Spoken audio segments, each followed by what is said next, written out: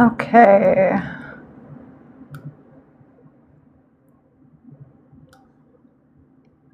There you are. All right, let's get you in here.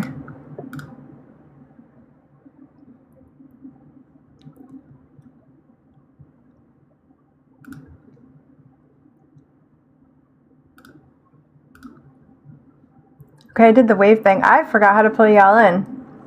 Wait, oh, I see. Never mind. I figured it out. Okay, accept. Stephanie, did you request to come up? There we go. Oh, I gotta do the camera thing.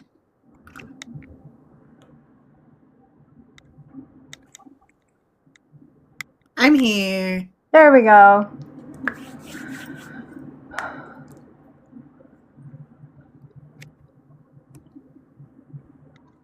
Welcome in, everyone. We're doing dream interpretations today. We're just getting everything set up and started.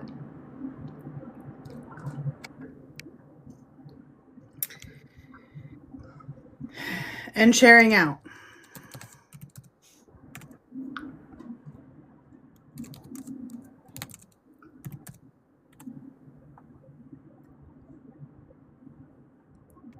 I'm trying to remember how, I haven't done this on the computer. I think we did it like once, twice maybe. I'm trying to remember how all the things work. I feel like need to learn to be more technical savvy. Oh. Yeah, it's hard to figure out on the computer, so I always had my phone on standby so that I could share out from my phone because I couldn't figure it out on the computer either. We need a day where we can just like battle and mess around and figure things out on the computer. Yeah.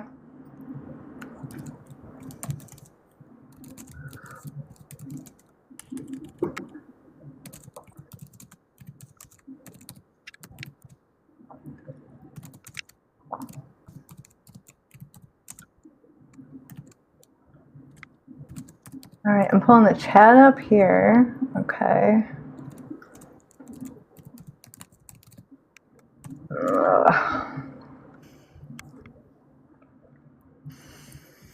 I'm going to bring the dreams over on screen too so I can look at them.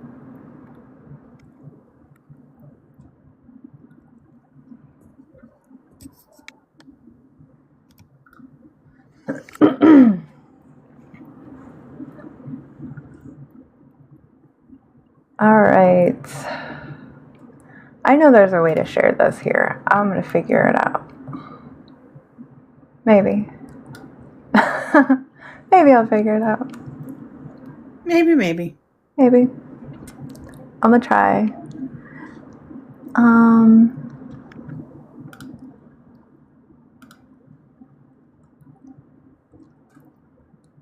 Okay. Oh, you know what, too? I can add stuff while I'm on here. I could probably get that link up, figure that out. While we're all tinkering and getting everything set up for the dreams.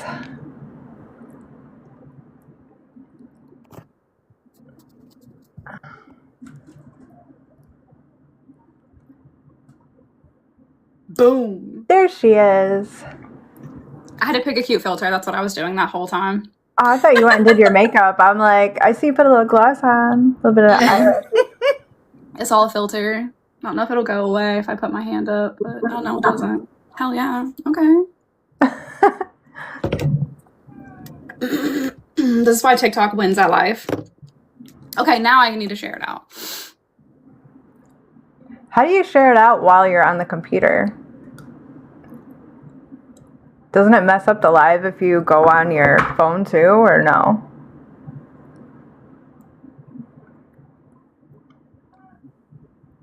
I don't know. Last time I did it, I could not be on TikTok on my phone and on my laptop, so I don't know what magic she works.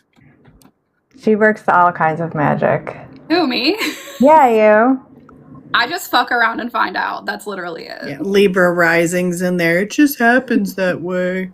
It really doesn't. It's a like dedicated fuckery to figure it out. I wish it just happened that way.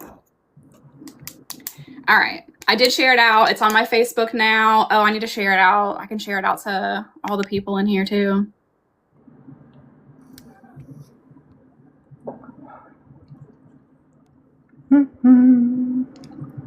Thank you, Danny. 2 out of 3 of us dyed our hair. One of us already has perfect hair, so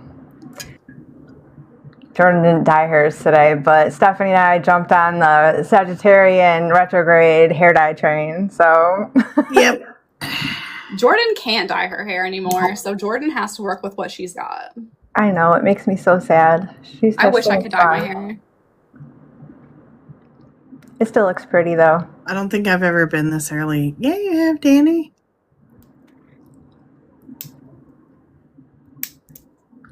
We're just gonna wait for a couple more people to show up, and then we're gonna do like a Dream Facts 101 and kind of share with you guys, you know, what Google has said, what we have learned about like what things mean during dreams, whether it's natural disasters, what if you're in first or third person, death in dreams, like if you die in your dreams and the, you know, stigma behind that, astral projecting in dreams, sleep paralysis. We're going to kind of try to give you guys a sample platter. So anyone who watches this on the replay, and you're interested in doing an interpretation for your dreams, hopefully what we share will help so many people.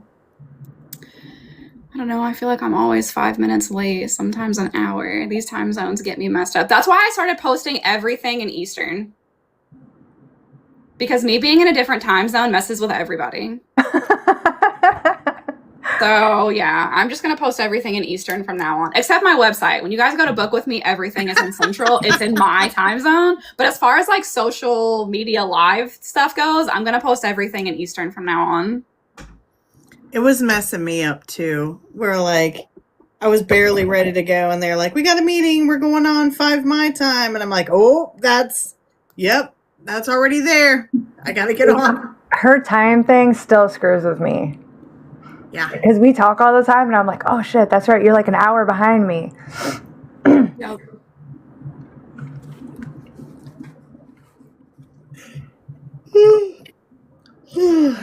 I'm gonna do that all live, so I got my same, coffee probably. prepared for that. It's chipped. What the hell? I already have one mug that's chipped, and I named it Chip, so now I have another one. Do I call it Chip too, or? Call it Chippy. You got Chip and Chippy. Yeah. Okay. Now I want chips. I'm hungry. that happens. All right, we got 5 in. You guys want to dive in and get started? I mean, Go with that. you want to push me in the pool? Yeah, boom. She's You're so in. excited. Well, if we start with the dream facts, that'll give more people time to show up too, instead of diving in and doing the interpretations first. Okay. So I guess, Stephanie, which one do you want to do of all of them? Which one are you like the most excited to talk about? In terms of like dream facts, Yeah, like I am excited about the death in dreams. If that makes sense. I'm excited about the natural disasters. Take it. All right. So it will actually come in to play because one of our anonymous submissions of dreams involves something like a natural disaster. Mhm. So these are high stress, feeling overwhelmed, an urgent need for change in your waking life type dreams. So it also represents like upheaval and obviously like specifically a tornado, chaos, unpredictable circumstances, an intense, basically fear storm. Floods, and I'm not going to lie, I would not be surprised if like there's a lot of water imagery in people's dreams lately, considering everything's in Pisces right now. But floods is just overwhelming emotion. Earthquakes are like shaky foundations, changes, breakups, loss of stability.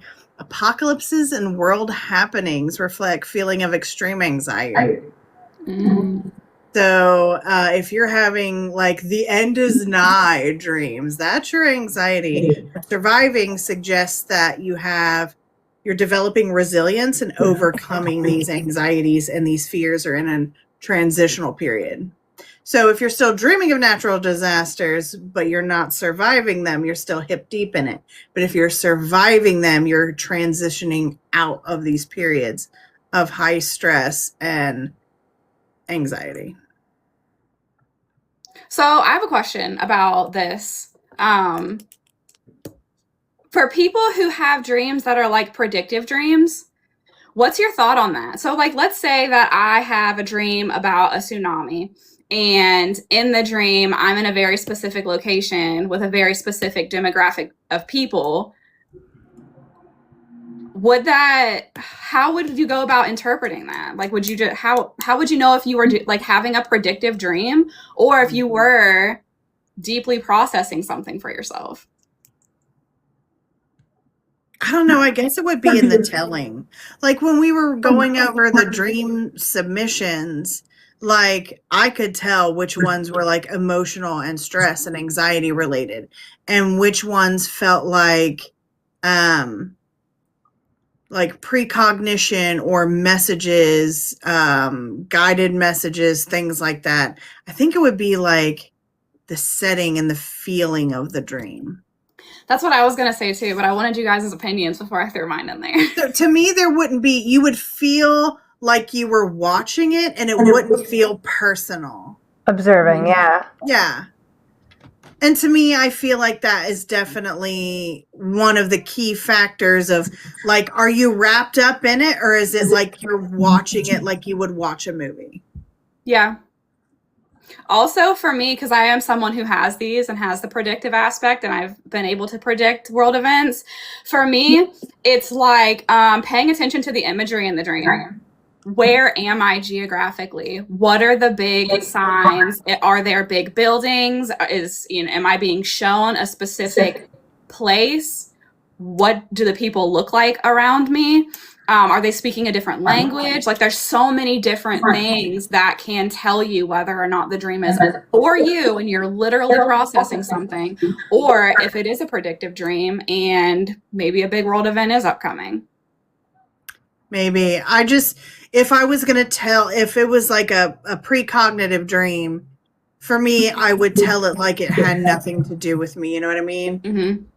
If it was not meant for me. Danny says, anything about falling over in dreams, like tripping or falling, life's out of control, baby. Yeah. And the whole connection to the astral plane and your physical body, you're having a hard time with your equilibrium in awake life. So you're also struggling with that same thing in your sleep. And your body is trying to figure out how to ground in both scenarios. So you're having that like out of body experience multiple times, like you feel when you fall. And then also too, like Libra rising, where your Pisces at is an illness and injury house. So I've been warning everybody this whole time, watch your feet, tripping, falling. Sure enough, everybody's tripping, falling, busted knees. Yesterday, our chickens got out and I did not heed my warning and I ran out in the mud in my flip-flops and I got punctured by a nail in a board, threw my flip-flop and hole punched my foot. Ooh. So yeah, watch your feet, people. In dreams and outside of dreams. That's wild. What about you, Seven? What do you think about the predictive versus for yourself? I feel very much that predictive are very much like observing, depending on what the dream is about, because you guys were talking about weather, but there's also like like that one dream that I had about the hospital. Yes. Where I was actually the person. Mm-hmm. So, but I didn't have any emotional connection to anything that was going on. So Right. that was like my cue that, and usually all my dreams, I'm still me. I was not me. So that was my hint that was something I was, especially after talking to you, you helped me with that. I haven't had those like that and like very often. So Yeah. Hi, Luna Bella. Okay, what about you, Seven? Do you want to do first and third person since you were already talking on that and explain to people how to interpret dreams for themselves depending on what person you're viewing the dream from? yeah, I wonder if I'm not experienced in this when it comes to like knowledge outside of myself. So it's very possible that depending on, just like with our gifts, everybody kind of reads differently, gets things differently. So out there, I want to put that down. They may be different for you, but for me personally, with my dreams, if I'm, like I said, in like me, I'm me, but like there's there are some times if I'm predicting for myself where I'll be myself. But again, it feels like I'm kind of observing, or things kind of, usually my dreams are familiar in certain ways. So if nothing's familiar, or if I feel like I haven't experienced it, I know that's some kind of like dream that's telling me something's going to happen. Mm-hmm. Usually, sometimes there's more metaphorical stuff in there because that's how my brain works. I got to kind of put together pieces. But most of my dreams where they're normal, I'm third person, just like my memories. All my memories are third person. I don't know if there's a correlation there, but so third person as if you're like watching this thing happen to yourself. Yeah. So that's how you know that it's for you, is if you're watching how you actually look in third person. You're not experiencing it in first person. Right. Okay. It's when I'm in first person that I know that I'm either, it's a premonitional type dream or I'm astral traveling. That's awesome. Mine are very similar, so I don't think I really have anything to add to that. And I agree with what you said, too, about how every person is different. So just because we have that shared similarity, too, of if I dream in first person or in third person, sometimes, though, I will dream of I'll know it's for me, but I won't be me in the dream. And I'll know just because I will know, like, psychically, which feels like a cheat. But, like, sometimes I'll have a dream that I'm a guy.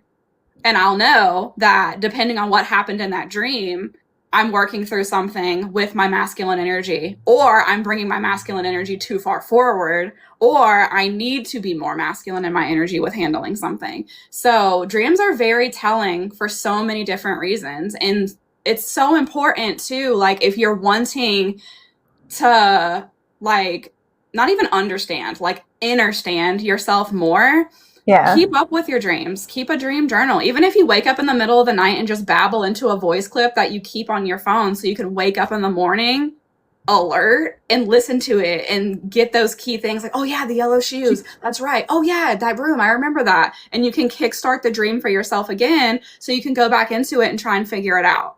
Now, don't do this all the time. You'll drive yourself crazy. You will wear yourself out. It's just like, don't read yourself 24/7. Don't get readings 24/7. But if you have something repeating for yourself over and over again, you're like, this seems like a theme. This seems important. Maybe I should pay a little bit more attention to this. Absolutely do. For me, first person means you're in it. Like you're hip deep in what's going on. When I dream in third person, it's when I need to observe and reflect. And also detach emotionally from what's going on, because it's either not about me or there's something involving the situation that I'm not seeing because I'm too close to it. And then if I dream in third person, that gives me the perspective that I need. Yeah. And when I go to bed, I leave the Notes app open on my phone. So as soon as I swipe up to unlock it, the Notes pops up and I can just type out the dream. Mm-hmm. So how do you guys know if you're dreaming for yourself or someone else? Because even when I'm dreaming, like let's say I'm going to channel for somebody in the next 1 or 2 days and they've booked with me, that's usually when I start opening my channel because I will dream so much for them and information will come in those days leading up to the message too. But a lot of those dreams I will have as if the thing is happening to me or has happened to me and I myself am experiencing it first person in the dream. So it can be confusing, especially as someone who's like maybe not fully discovered all their gifts and abilities or hasn't fully dived into understanding their dreams and stuff. And sitting in that fear state all of the time is exhausting, not knowing what's going to happen. I don't know of any particular time when I've actually had a dream for someone else that was first person or that I wasn't emotionally tied to. Mm-hmm. I guess I have a separation if I have a dream that feels more like I need to tell someone else this as opposed to it's for me. And there's less of a flare. My imagination is crazy. So when it's coming up with my own imagery, it's colorful and there's feelings and as long-winded as I am, where if it's for someone else, it's short, sweet, to the point. Yeah, no, mine are very much like this could be about me and it could also be about someone else. But I read people on things that I understand, if that makes sense. Yes. Like I get a lot of the like health and stuff like that because I've been through so much with health in my own life, and I've had to overcome and heal from so many things with health in my own life. So it's not like a taboo subject for me to want to talk about with people. So I will have a lot of dreams that like maybe I got into an accident and I'm like, oh my God, am I going to get in a car accident? And I'm like hyper aware about my car. I'm being super safe driving. Maybe I'm not going so many places because I'm like, maybe I shouldn't. And then I get in the reading and I'm like, oh, it was you. You got in a car accident. You hurt yourself. Your back's all fucked up. This makes more sense now. But the days leading up to doing that reading, I was having all this stuff about myself. And then I'm hearing stuff on the radio about accidents. And it's like becoming more and more and more aware that this is going to be brought into my line of sight, either directly related to me or through me to help someone else. So I myself have had a hard time for a long time with separating, is this for me? Is this because I have a reading upcoming? Is somebody going to reach out to me and I'm going to do something random and spirit already knows about it? I'm unaware about it. So for me, a lot of how I understand dreams too is just question asking. I have learned over time that if I ask questions, even in my own mind, and I get it right, all the feelings about it will go away. I could see how that will work. Now, do either one of you ever like remember bits and pieces of your dream throughout your day that you didn't remember when you woke up? Mm-hmm. Yes. I've been experiencing that a lot lately, so I was just curious. Yeah, like I'll go somewhere and be like, oh my God, I forgot. I remember walking in here, and it feels like a deja vu, but then it's linked back to a dream I had, and then I can continue further into the dream because of somewhere I went, somebody I talked to, something I saw on TV or I heard on the radio. So yeah, absolutely. Continuation of dreams is very real. I do it a lot.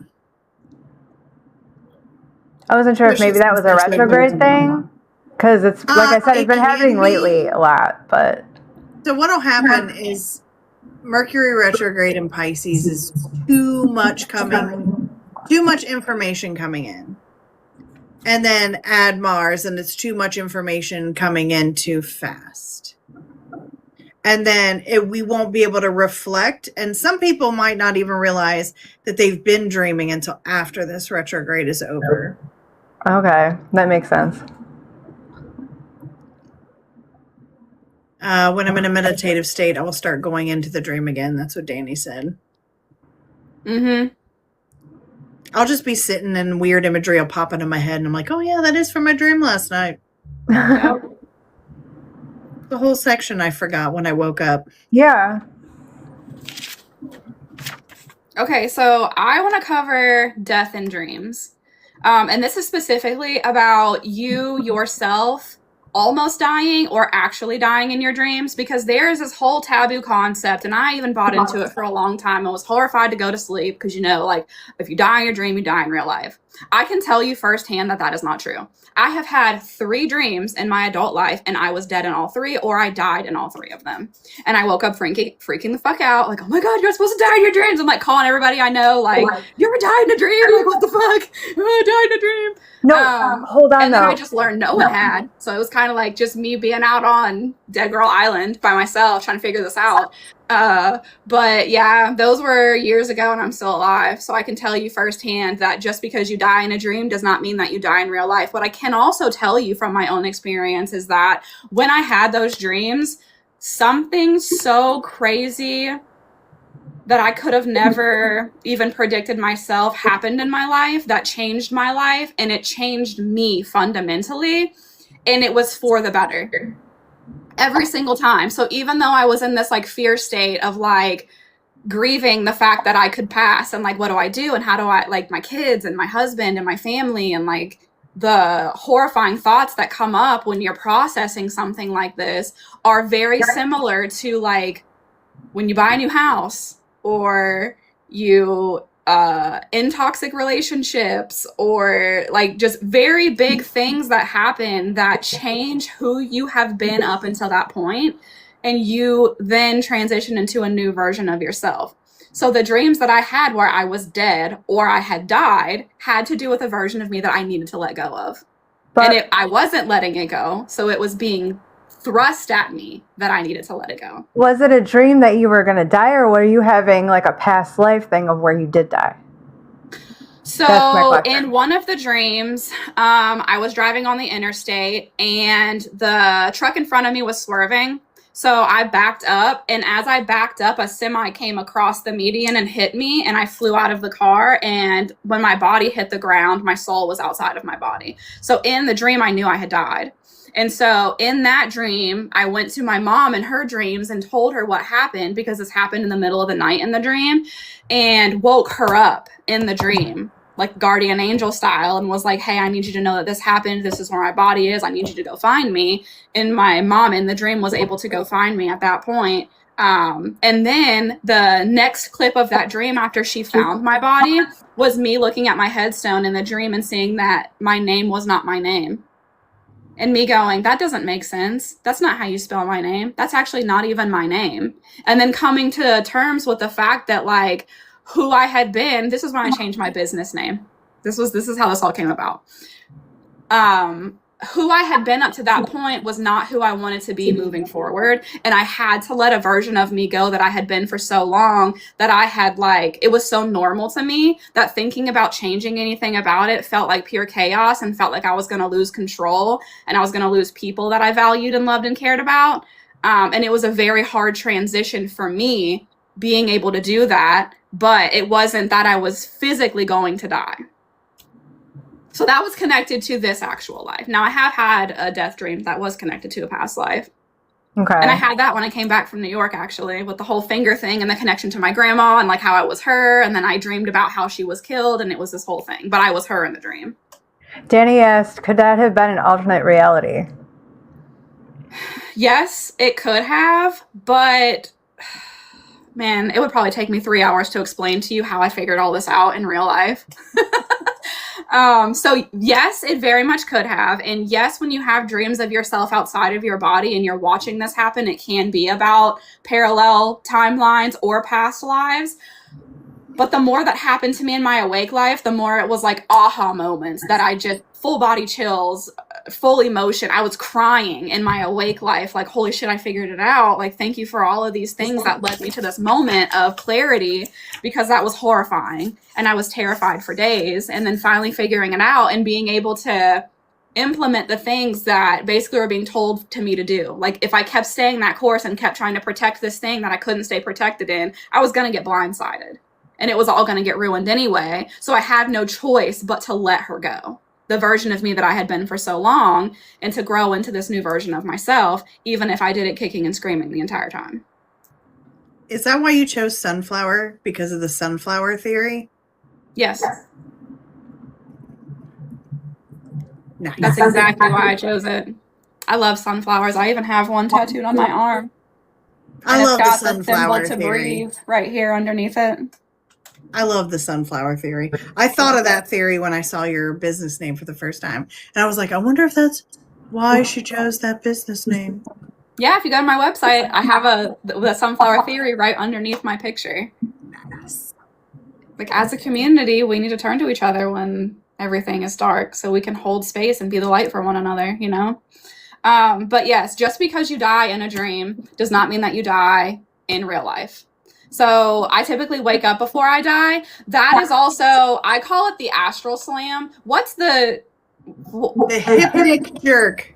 Hypnic jerk. I could not remember that yesterday or today, clearly, to save my life. I knew there was a right term for it, and I wasn't going to say it. I call it the astral slam, because to me, basically what happens is your soul is astral projecting, right? And you're off in the ether somewhere, and your body needs to wake up, and your soul has to basically slam back into your body to get your body to wake up to do whatever it was that needed to be done. It doesn't always mean that, you know, your body's in danger or you're in danger in the physical world. A lot of people like have that misconception. Also, they have that misconception about being in danger and the whole sleep paralysis thing, but those two don't align either. So that whole like feeling of falling, and you can feel it like you're on a roller coaster in the dream, to me specifically, has always been that astral slam. It's the disconnection. Well, your soul's always connected to your body, but you can project your soul out of your body, even though it's always connected to you, like with an umbilical cord, to help with the imagery of like how I see this. And then you pull your soul back into your body when you wake up. Sometimes, however, you get slammed back into your body. And that's the connection for me with the whole, like, I fell in a dream, or the whole elevator thing where I'm falling in the dream. And I believe metaphysically that is called the silver cord. mm-hmm. And then in biology, that's where they call it the hypnic jerk, where you feel like you're falling and that adrenaline rushes and then you're back in your body. Yeah. It's funny because I did a little research on death in dreams, and if there's a violent death in a dream, common psychological response to adrenaline in a scary dream, forced change you might be resisting or feeling pressured into a person by others. Yeah. So, and see, the dream that I had about past life is the whole backstory is I found out that my great grandmother was murdered in New York. She was from Rochester, New York, and she was dumped in a lake there, and she was buried there. So when I went up there, I went to the cemetery she was buried in, tried to find her headstone. It was a whole thing. But through reading the story of her life, I also learned that she had gotten an infection in one of her fingers and had to have one of her fingers cut off. And anyone who's ever been with me since I was a day in the life, or even on Divine Dragonflies, knows that I was born into this life with the fucking finger fear. If somebody was like missing a finger or had anything wrong with one of their fingers, I would be like shook to the core. Like face would go pale, damn near pass out. It would scare the shit out of me. And it wasn't until a couple years ago I was able to like actually overcome this irrational fear that I had. So the whole connection to like her and her having to have her finger cut off, I was like, oh my God, I was her in a past life. And then when I got home, after like, you know, going and doing this whole cemetery thing and learning the stuff about her life and how she was killed, I literally had a dream about how she was murdered. And then I found out later through the book that that's exactly how she was murdered. But it was like it had happened to me. I was her in the dream. So that goes with exactly what you were saying, Stephanie, about the whole processing and being murdered in dreams and carrying that with us too. Yep. Absolutely. And then, I mean, so it depends too, because again, you have to process this for yourself, because there are interpretations of hand fears and dreams, and then there's the past life stuff that you had. Mm-hmm. So yeah. I don't even remember where else we were doing. Was that like the main topics that we wanted to cover? And yeah, that's all of them. That was kind of like our basic little Dream Facts 101 for anyone who rewatches this and has, you know, if you have any other questions, if something happens to you repeatedly in a dream and you want to toss it in the comments, we'll look into that for you guys too. But I think we're going to jump into actually reading these. We are going to change all of the names. If you guys gave us names in the dreams, obviously we will not be saying your names either, but for the anonymous purposes, we will be kind of changing things. So if you're confused and are like, wait, is that my dream? It probably is, and we just changed some things.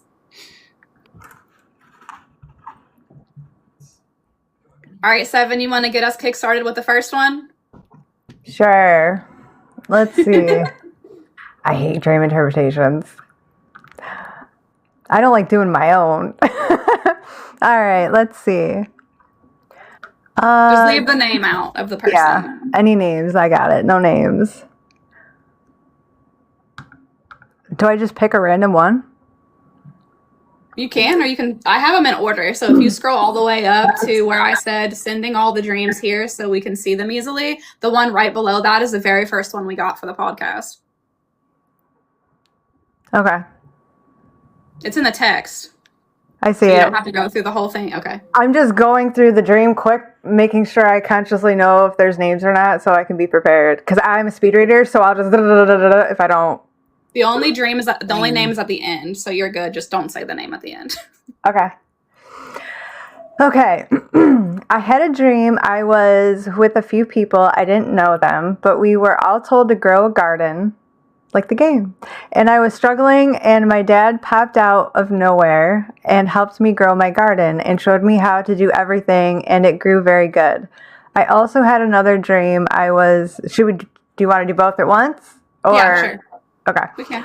I also had another dream. I was in a camper. I don't know where it was, near water, and there was a tree line next to it, and there was a tornado that went through the trees. It was close to getting me, but it didn't. Then I woke up.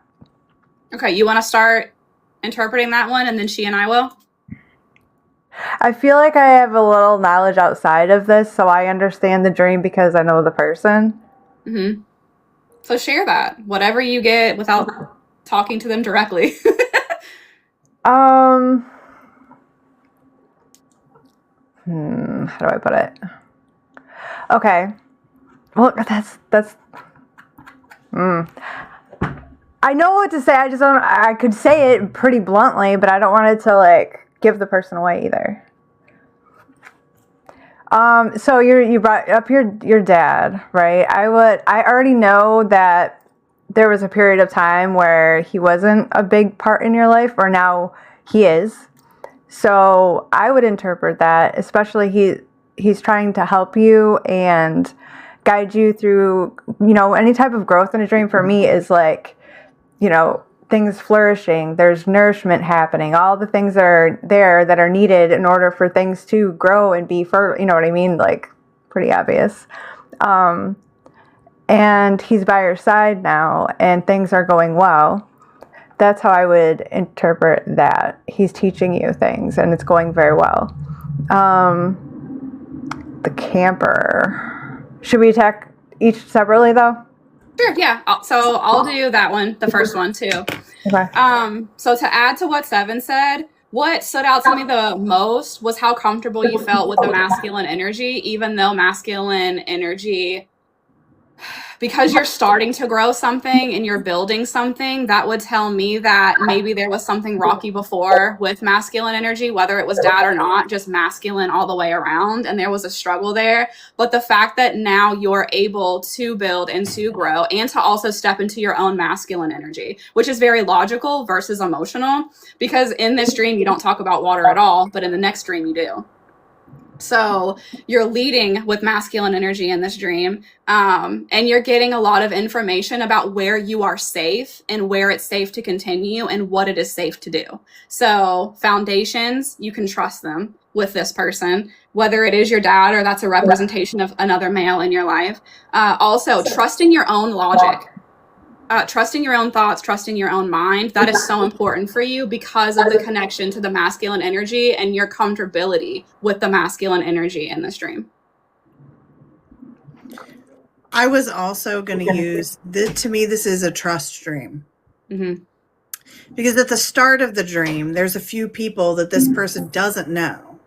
And they're just kind of told to grow a garden, and they were struggling, and then dad popped out of nowhere and helped, showed me how to do everything, and it grew very good. So the seeds to me of trust have been planted. It's a slow process, but the work has already been started. And obviously, if you were by yourself in the dream, you would trust yourself, but there's also people you don't know. So this is one of those things where that's the fact that there were other people that you didn't know with you that led me to, this isn't just about your dad. This is about trust all around. You're doing a project that you're unsure of, and there are people that you don't know around. To me, this is a fostering and sowing the seeds of trust dream. No matter who it is. Dad's a big part of it, but just in people in general as well. And setting down foundations, because once you put those seeds in there, you're locked in to make sure that the growth happens, to nurture and take care of these feelings of trust. And that's my interpretation of the first one. Do you want me to reread the camper one? No, you could just dive into your interpretation of that one. I mean, I feel like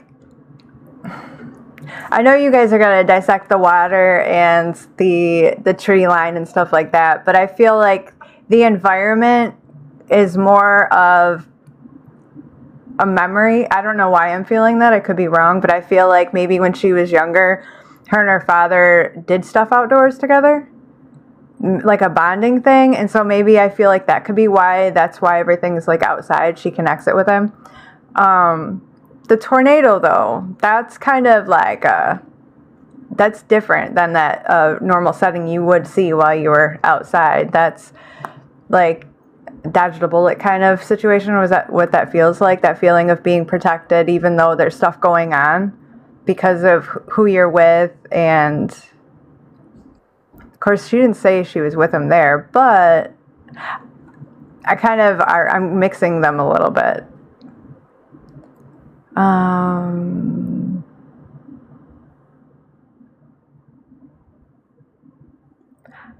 Beyond that, I think that's pretty much all I can get out of that one, personally. Okay. So, hypothetically, if you were alone in this dream, because I had the same thought that you did, like, is this a continuation of this dream with the father? But it says I had another dream. I was in a camper. I don't know where, but it was near water. So, hypothetically, if you were alone in this dream, it really feels like, I hate to connect emotion to feminine energy, but because it was missing in the first dream and it's so turbulent in this one, I would say that there's a connection to like loss, heaviness, destructive anger, even some fearfulness, connected to feminine emotion or to a feminine in your life also. But the connection to that tree line also, and knowing that there's a barrier between you and whatever this danger is, or whatever this high stakes emotion is, this is another dream that's telling you that you're safe. Even though it was scary and you're like, oh shit, tornado, I need to protect myself. And maybe you're even questioning in the dream, how do I stay safe in a camper? But then the fact that it never gets close enough to you, you aren't hurt in the dream, and you wake up from the dream. I just keep going back to feminine energy with this over and over again.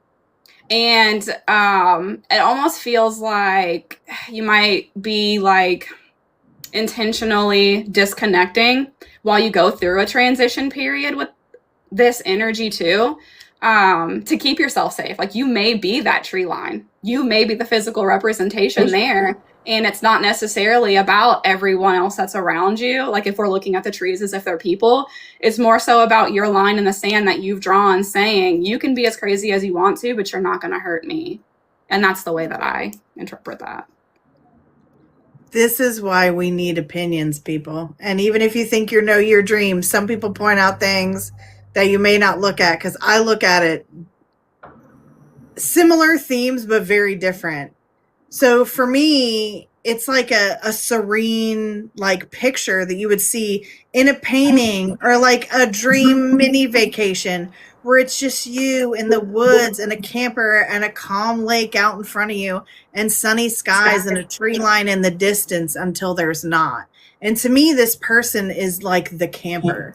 Like this soul bubble of themselves in this like serene, picturesque location. And then all of a sudden, off in the distance, through the tree line, the barrier breaks the serene, right? Takes down the trees. It's upheaval. It's being swept into someone else's chaos. And normally you would run, you would bolt, you would dive into the lake, you would get into the camper. But to me, there's nothing in the dream that says that they took action. To me, this is divine intervention that caused you to dodge a chaos bullet. And from specifically getting swept up into someone else's bullshit. And that's how I interpreted that.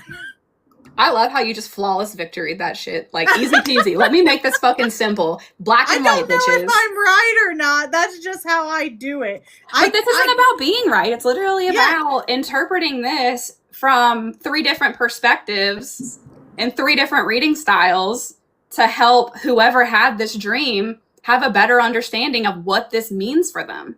Because the way I look at it, I don't think anybody can be right or wrong in these situations. This comes from a person whose brain I'm not in. The interpretations come from other people's brains and feelings and life experiences that I'm not in. This is just how I personally felt that. And that's the thing. Dreams are very personal, and there's no better interpreter for your dreams. I mean, you can look at outside of yourself and even maybe get clues that make sense to you, but they're meant for you to interpret. They're meant for you to understand. And really, even if you don't understand the symbology of what's going on, what's important is how you feel when certain things happen. Are you scared? Are you lonely? Are you happy? Are you excited? Whatever that is, that's your biggest clue. PSA, it's starting to storm really bad here. It's thunder and lightning. So if I get kicked off, I will come back. It'll just kick off because my internet at my house went out and I have to rejoin with my phone's Wi-Fi. So if I disappear at some point, that's what happened. Speaking of natural disasters. Literally. Ours comes after midnight. Our thunderstorms and potential tornadoes come after midnight. Okay, are we ready for the next one? Sure.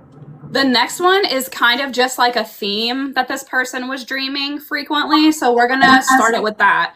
This person said pregnancy, milk coming in, needing to pump. Now, this is very specific to this person. Not everybody who has pregnancy dreams or milk coming in or needing to pump will this be the same interpretation. This is very specific for who had this dream. So the person who sent this dream in, what I get from that is it's about taking away, and constantly needing to be the one to nourish others, needing a hand in every cookie jar, but also the weight that is, like how heavy that burden is that you're carrying, and also the connection to pregnancy. See, I need to know more about that, though. I need to know, like, did you just take a pregnancy test? Did you just find out you're pregnant? Because that'll mean one thing. Are you, like, heavily pregnant in the dream? Are you, like, looked down and realized you're pregnant and didn't know you were pregnant? Are you, like, pregnant and about to give birth? I need a little bit more detail. So I can give you, like, a mini for each one. So for the person who sent this dream in, if it's about you taking a pregnancy test and realizing that you're pregnant, this is about feeling like you're not in control of something and like something being brought to your attention that maybe you don't want. If you are heavily pregnant in the dream, this is about like you needing to do something for you in your own life that's a representation of you and not for someone else. Usually, no, this isn't specific. Usually pregnancy dreams are, I'm like, oh my God, that's the best dream you could have ever had. Pregnancy dreams are like some really good shit's about to happen in your life. But because your energy is connected to so many people that aren't you, this doesn't even feel like you would have a like premonitory dream like positively for yourself. This feels like it's being heavily influenced by too many other people because you're trying to help too many other people. Doesn't feel like it's just for you. And the whole connection to like the milk coming in and like that's like I need to pump. I need to do so much shit for so many other people. And even though it's your body that's experiencing that need to do it for other people, your energy needs to be focused on you and what you can do for yourself, especially if you're pregnant in the dream. It's supposed to be about you, but it's not. It's about everyone else around you. That's what I get. With just the pregnancy, milk coming in, and needing to pump part. I'm not seeing that dream in the text messaging.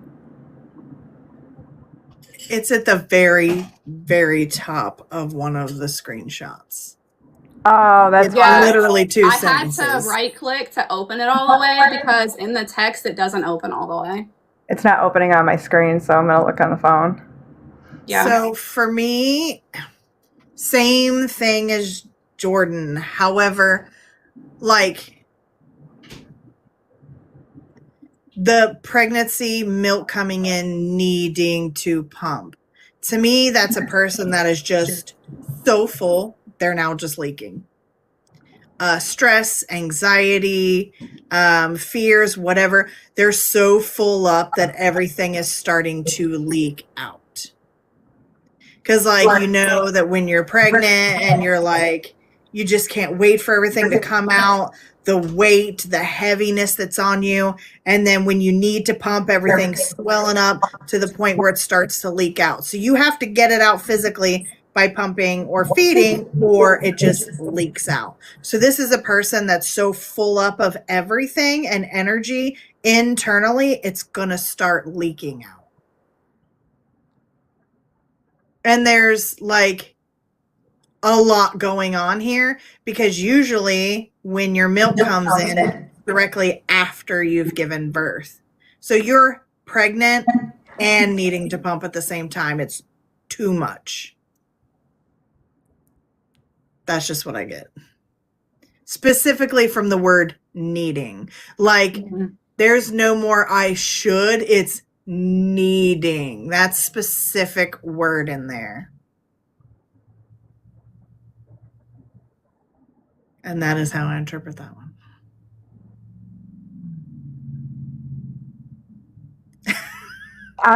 There's a lot in that particular dream. There was more than... That's why we're not going to get into that part of it yet, because that's a whole different thing. Or I'm like, let's just talk about the pregnancy, milk coming in and needing to pump, because this person is repeatedly having those dreams. So that's a major message. The other thing is like, it's a dream within itself. For me, that one feels very much like... I know... Oh, I can't say that. It's tough making them anonymous, man. Yeah. It's tough watching your mouth, like... I am really not good at this game.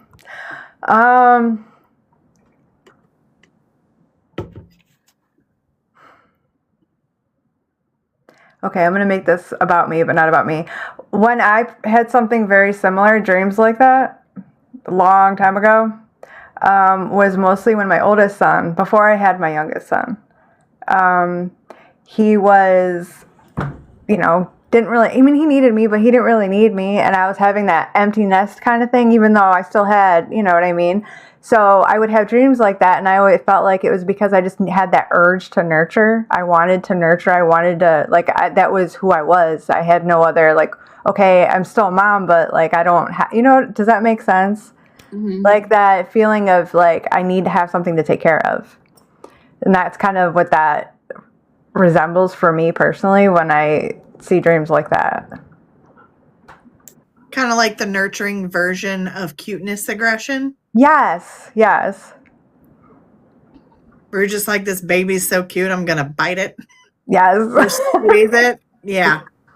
But the nurturing version of that. Yes. Makes sense.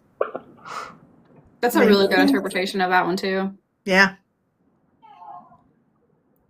Yep. See, I would not have looked at that from that situation, from that viewpoint. It's like an identity thing. Like, who am I if I'm not a mom, if I'm not nurturing, if I don't have something or someone to take care of? What do I do with myself? See, and I picked up that too. It's like everything is about everyone else. Nothing's about her or them. And if they're pregnant in the dream, there's too much that's missing here. I need more details. That's why we said, y'all, send us as many details as you possibly can so we can see exactly what we're supposed to. I'm good, but I'm not that damn good. Okay. We are jumping to conclusions, and Danny, quit squeezing and biting your kitties. I feel that way with my puppy, right? It's definitely an identity thing, and I got that too. I don't know if my words said that, but I definitely felt that to back up what you're saying too. It is an identity, and it is that whole becoming lost in what I need to be for everyone else and wanting to control that as well. And the loss of control in my own world, in my own inner world, or maybe even in the physical world too. I think a lot of women self-identify with becoming moms so much that they can absolutely forget that they're a whole individual. Mm-hmm. Yeah. And like I was talking about how feeling like it's overwhelming, it's going to burst out or it's going to leak out, is like, this is all about you filling up, but to everybody else's benefit. Mm-hmm.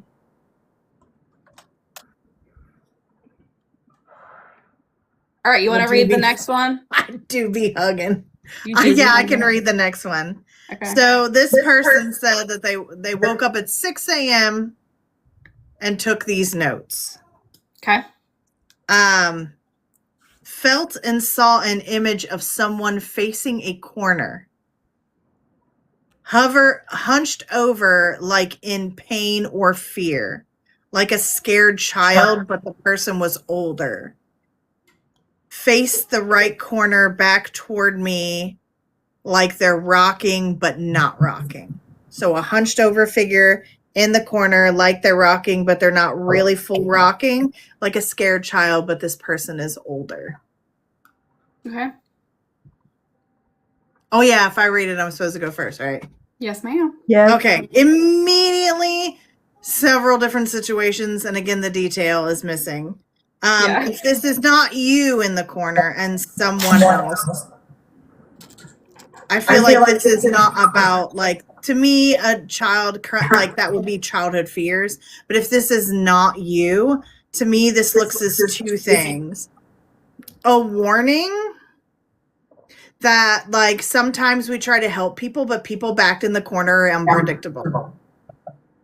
And that even though sometimes our first instinct is to get in there and fix it, to be with the person, to coach the person, to pull them out of that pain, to pull them out of that fear, someone backed into a corner who is not ready to deal with their pain or feel can be dangerous and can lash out and can project onto you. If there is no fear or anxiety and this person in the corner doesn't make you feel any type of way, like, you know, hesitation or nervousness or fear, I would say that this is just about, like, seeing your fears and pain in real life. Honestly, that third person perspective that we were talking about, where, like, you're removing yourself emotionally from a situation so that you can see that it is handleable. It is right there in the corner. All you have to do is reach out and acknowledge it.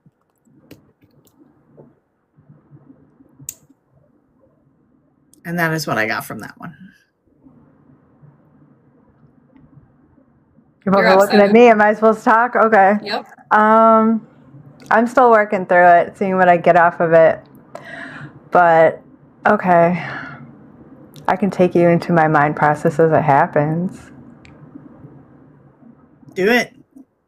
If it's an image of someone, now if you don't know this person, and you're saying they're hovered over like in pain or fear, like there's the loss of details. I really need to know how this person in particular feel, like how they feel about the situation. Are they themselves scared, or are they observing someone else being scared? Someone you know or don't know. This could be an aspect of yourself that you don't know.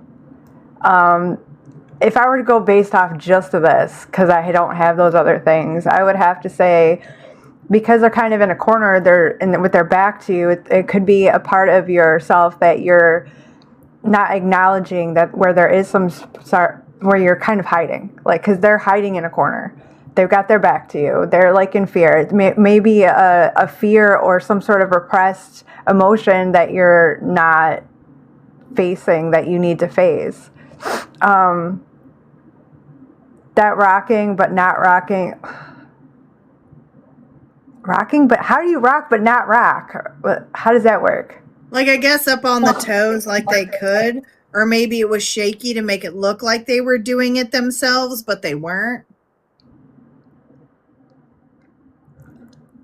To me, rocking would be self-soothing. Not rocking, just standing there or crunched down, that would still be, like, hiding an aspect of that person that they're just not facing. What? What is this? Oh, I have to do the puzzle. Hold on. Why? I have to do the puzzle every time too. I'm very, like, animated, so I don't understand why it thinks no one's here. It should think you're here now because you're moving yourself all over the world. I'm not trying to. It was an accident. That totally discombobulated me. Maybe we should all just be like this. Throwing up That's gang what I'm signs. saying. Life from now on. Okay, I'm over it. Okay, we're done. Like, what am I not doing that? It never did that I to don't me, know. though. It does it to me too. But it never did that to me. I'm very animated. I'm always, like, flipping my hair, sticking my tongue out. Something weird. I don't understand. But, yeah, that's how I feel just based off of that, because I don't know how that person actually feels about it themselves and how, if they knew the person or not, that it would be an aspect of themselves that they're needing to face. Different emotions, fears, something. What about you, Steph? She did it. She started it. Oh, you did it. Sorry. I forgot you were the first one. Jordan, did you? No, not yet. Yeah. I'm patiently waiting because I'm excited for this one. I mean, I'm excited for them all, but like, I don't know this person at all. So this is like really fucking cool because when I don't know anyone at all, how much shit like comes through, which to me feels so much more organic than somebody I know a little bit of backstory on, where I'm like, I know that about them. So is that why it's coming up? Or is this just genuinely like I'm channeling this, right? So what I got about this when Stephanie started reading it and I started reading it alongside her, this is not, whoever had this dream, this is not about you. This is what I get, just channeling this information. If you do something through either intentional work where you put your hands on someone else to help them, whether that's like massage or Reiki or some kind of energy channel, or even if you hug someone intentionally, I literally see this person's energy entering through your hands. And it is it's male energy that you're helping, whether you intentionally did it or not. And this person has that hidden aspect. So when Stephanie said, protect yourself or something about protecting the self, I immediately was like, she's right. And when Seven was talking about there being something misunderstood, I immediately was like, she's also right. Because that's what I got. That this person has something going on with the mind too, where people could view them like they're so different. There's a fear aspect. So it could be that they're high functioning autism, or maybe they have like Asperger's or something, and it sets them at to someone who's like, an extrovert, they would put this person in a different category, whereas you wouldn't. The person who had this dream, because of the kind of person that you are and the way that you're able to see and understand other people and their energy, you would be able to just have a regular ass conversation with this person as if nothing's different about them and be very welcoming, warm, and open to them, which you did, and it's how you received this shit to have this dream about this person, right? So you were able to see literally into their broken psyche and see where they're hiding and see why they're hiding. And to me, when I look at that, if it would have been like your own energy, I feel like there would have been a fear connection in seeing that. But if I'm seeing this the way that you did in your dream, I don't feel scared of this at all. I feel almost intrigued by it. Like I want to go over there and I want to understand why this is happening. And to me, this feels like an old wound in this person, which is why you're seeing it like, oh, it should be a child, but it's an older version of them because they've carried it for so long and they want to be understood so bad. But again, the reminder for the warning you got from Stephanie, that's very fucking valid, because this person can also misinterpret your intentions and wind up becoming a leech towards you. So the intrigue is there, you understanding this person is there, you being able to see into their psyche and see their wounds is there, but there's also this whole, like, if they wanted you to know this, they would have turned around and faced you. So they're also trying to hide it from you, and you need to be very aware of that to be able to protect yourself moving forward, especially because I don't feel like this is going to be your last interaction with this person. They feel like they're a part of your community, if that makes sense. Whether you have a business where you do something and you're doing something hands-on, or now that the two of you have met and they've had some sort of healing experience with you, they will seek out friendship from you. I feel like I want to tell you to protect yourself first, even though you can understand them at a soul's level that they have not been understood before. That's what I got. I pulled some cards. Give it to us. So it's weird because even though you never like the person never shows themselves to you, you do know this person. Mm-hmm. And it feels like it's a force where like they're forcing their energy out. This is a cry for help. So that's at the root of that. You know this person, or you're familiar with this energy, this pain, this fear, whatever it is, and they're forcing their energy out as like a cry for help. Now, like how to tackle this? Oh God, it's weird because I feel like if this person were to go up to someone that like removes attachments, this person feels like they have very, very dark, nasty attachments. And that could be like emotional trauma or literal attachments. Also, this is one of those things where it's going to require work. It's going to require compassion. But at the root of it, this person needs to understand that it's going to require work. So even if they're getting compassion from somebody, that doesn't solve this problem. These issues, they need to acknowledge, get guidance on, but also put the work in themselves. This is like a deep, dark, nasty that they just are avoiding right now. And that's the protection piece, because I feel like if they avoid it too much, that anxiety, they're going to push that onto you and it's going to well up in you. That's just what the cards say. Makes sense to me with how I channeled it and what I felt and how I literally saw the energy enter her body through her hands. Have you guys ever seen that little clip where it's like what it's like to be an empath, and it starts off as like the full white body, and then they walk up to somebody and touch him, and then the hands turn dark, and then they go up to somebody else and help them, and then the whole upper body turns dark, and by the end of it, the person is like dragging on the ground, barely able to move. That was the connection that I got with this entering through her hands, this energy, and like literally latching on to her. And so when you said that whole thing about, what was the word you used? Attachments. I was like, oh, that's the word. Yes. Not because this person, I don't think they have them. It's shit they haven't dealt with in ways they haven't been able to be seen by other people, and the way that the person who had this dream can see them, and like just value them for their human existence outside of any diagnosis or the way that other people have treated them poorly. But again, it's not for the person who had the dream to fix in this other person's life. You have to protect yourself first.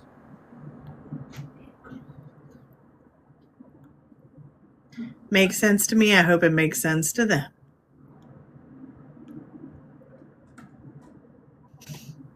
So, I believe, Jordan, you're up to read the next one. Am I? How'd it get back to me? Who read the last one? Me. It goes to 7. Oh, I gotta read this whole long dream. Either that, or you can play the one that was the voice clip in our group chat. It's fine, I'll read. Okay. I'm going to take a potty break real quick. That's why I asked. Because since it's the long ones that are coming up now, this is my chance to take the potty break where nobody's like, where's she at? Yeah. You're good. I'll be right back. All right. You ready? Yeah, just make sure you change names. If there's names in here, change them. Oh, crap. Hold on. I don't think there is in this one. But are you at the last one in our text stream? I'm at the Jade Dreams. Yes, there are names in this one. So when you get there, change them. The name that I see is particular to the dream, I believe. Yes, there's also another one. Oh, there is? Yes, you'll see it.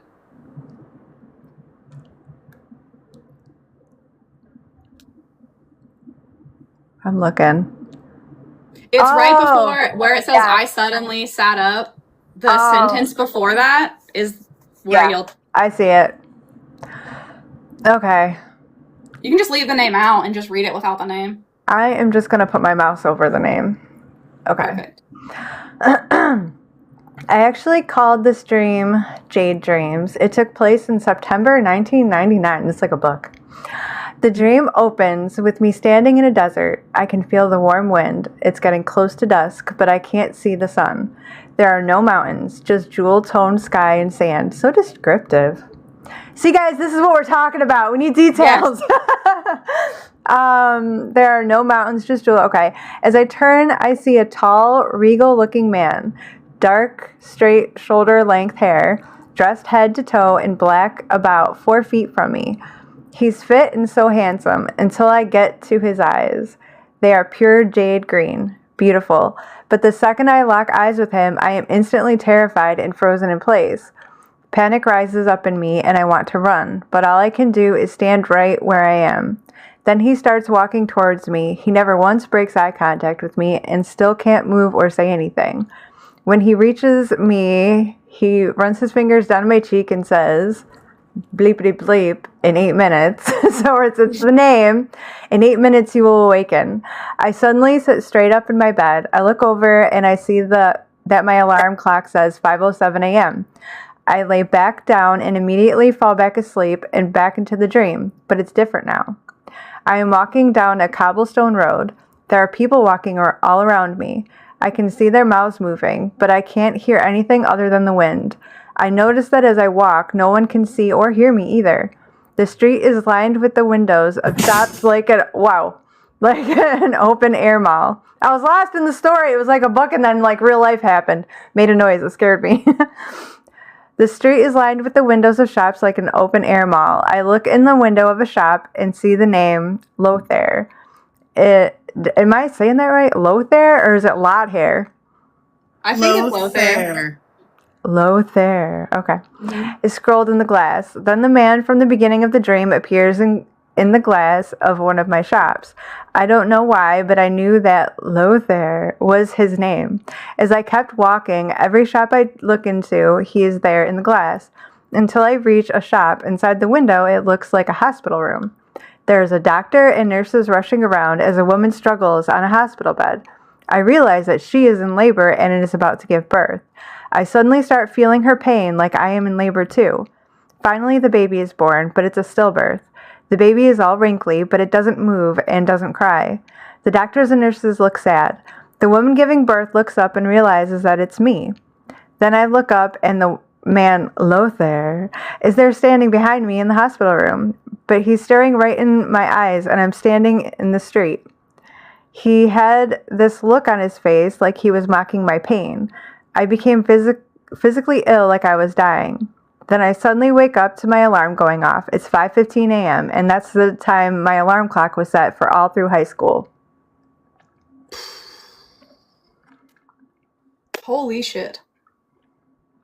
I mean, it's a good story. It is. Especially because they said in 8 minutes you'll wake up. The person wakes up at 5:07 and then falls back asleep, back into the dream, and then wakes up at 5:15 fucking 8 minutes later. Mm-hmm. So basically, like, you have, not to steal your thunder, but that stood out to me so much, and I'm going to shut the fuck up after I say this. But it was literally like, you have 8 minutes to process this shit. Go. You can go ahead because I'm still processing everything I just read. I don't even know where to go. I got to go back in the beginning because I was more concentrating on reading clearly than... So I have to go back over it.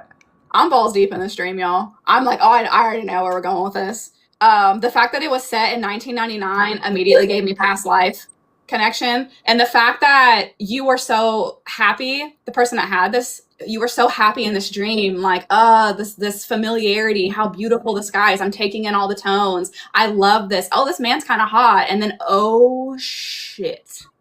I remember this. That shit sent chills down my spine just reading it alongside Seven reading it out loud. Like, this is why I'm in danger. It's like a memory in the soul of a person that traumatized the fuck out of me. And the way that they lock eyes with you and don't let you leave, like, and then you're stuck and you can't move out of place, that gives, and how much detail is in this gives me past life connection. Especially because, like, you feel the panic and you want to run and you can't go anywhere, you can't get away. It's because you brought this into this life with you to process and release yourself from the trauma of what happened in this life.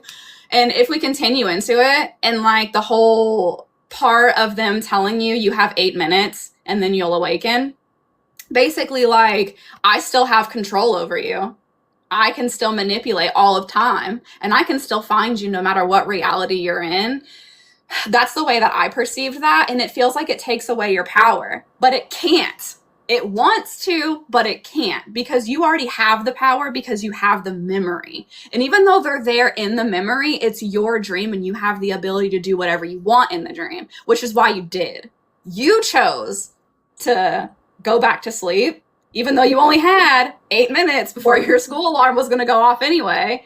You decided this. So even though it seems like they're in control and they're the one that's dictating that, your psyche and subconscious is, because you don't want to have this same thing happen to you in this life that happened to you in a past life, where you were the mother who lost her baby. And the fact that you could see the baby so clearly with the withered skin and like the appearance, and you were able to see all this happen through glass, and then you experienced all the pain yourself again, and he was still there and like mocking you as if you were never going to be good enough.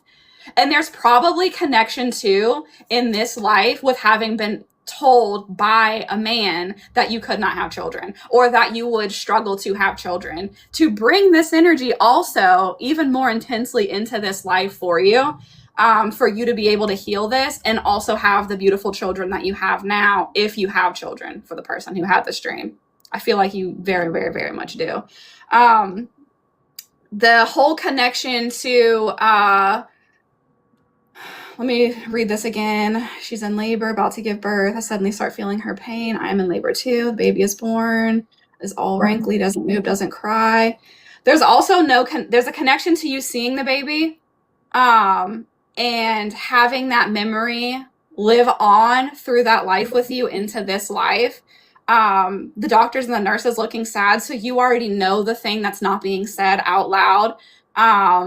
And then the woman giving birth looks up, and I realize it's me, and you're watching this happen to yourself all over again. Totally past life vibes. And then you look up at the man again, standing behind you in the hospital room and staring at you.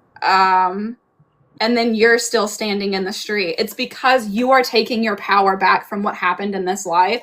There's also a connection to, if you have children in this life, the way that your first baby comes into this world. And there's also a connection to that, like, what's that white stuff the baby's born with on their skin? I can't think of the fucking medical term to save my damn life. But as long as everyone knows what the fuck I'm talking about. The amniotic fluid?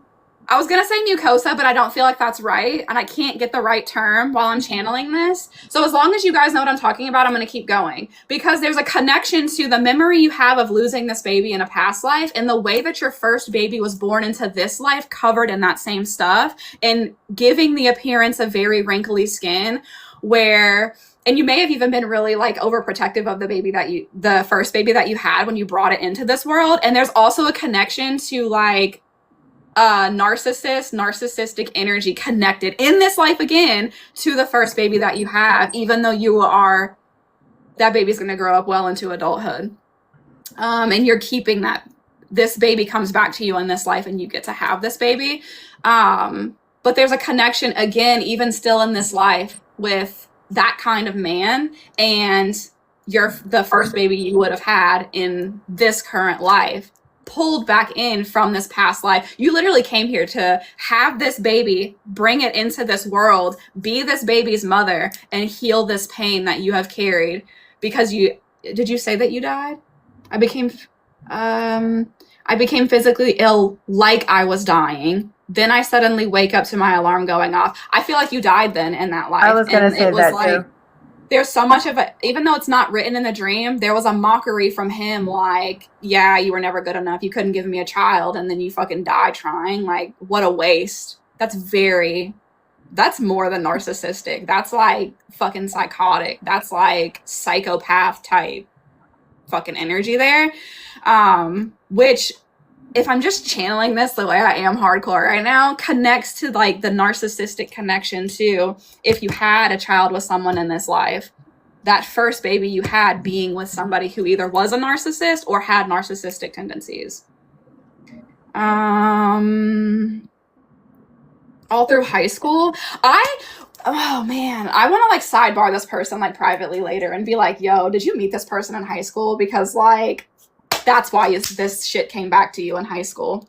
This was either like first love, and learned that they were a narcissist later, and the relationship ended later on when I was older and I knew better. But damn, did you pull in some shit from past life into this life to be like, absolutely not. You don't get to do this with me again. Look at what I'm capable of, motherfucker. And proving it to yourself and proving that you could be a mother, and a damn good one at that. That's what I get for that person. So back to you, Steven. Vernix quesosa is the stuff that the white creamy stuff that covers a baby. Oh. Mucosa, and the fact that I said mucosas, maybe I was like Vernix quesosa. Quesosa. Gotcha. Okay. I had to look that up because if I didn't, it was going to drive me crazy. So what stands out to me in the dream is the immediate like allure of the guy. He has the immediate he's commanding your attention without commanding your attention type of thing. And there's a connection there regardless of what a dick he is, clearly, but he is very mysterious. There's a lot of things that make him appealing even though it's dangerous, and I feel like the person knows the danger, but there's something still, like there's this weird bond there, history. I do feel like the person was walked through a past life memory, and I do feel like they did die during it.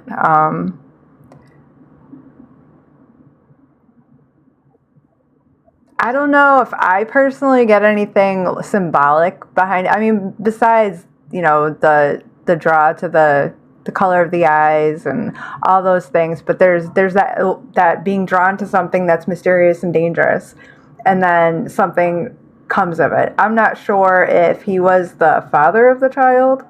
I kind of get the vibe that he was. But it feels very much like just an experience, not just, but I mean, of an experience of a past life that's being recalled. And being brought to it. I mean, if this happened when the person was, in high school? Yeah. Then it would be something to help guide that person through their choices in the future.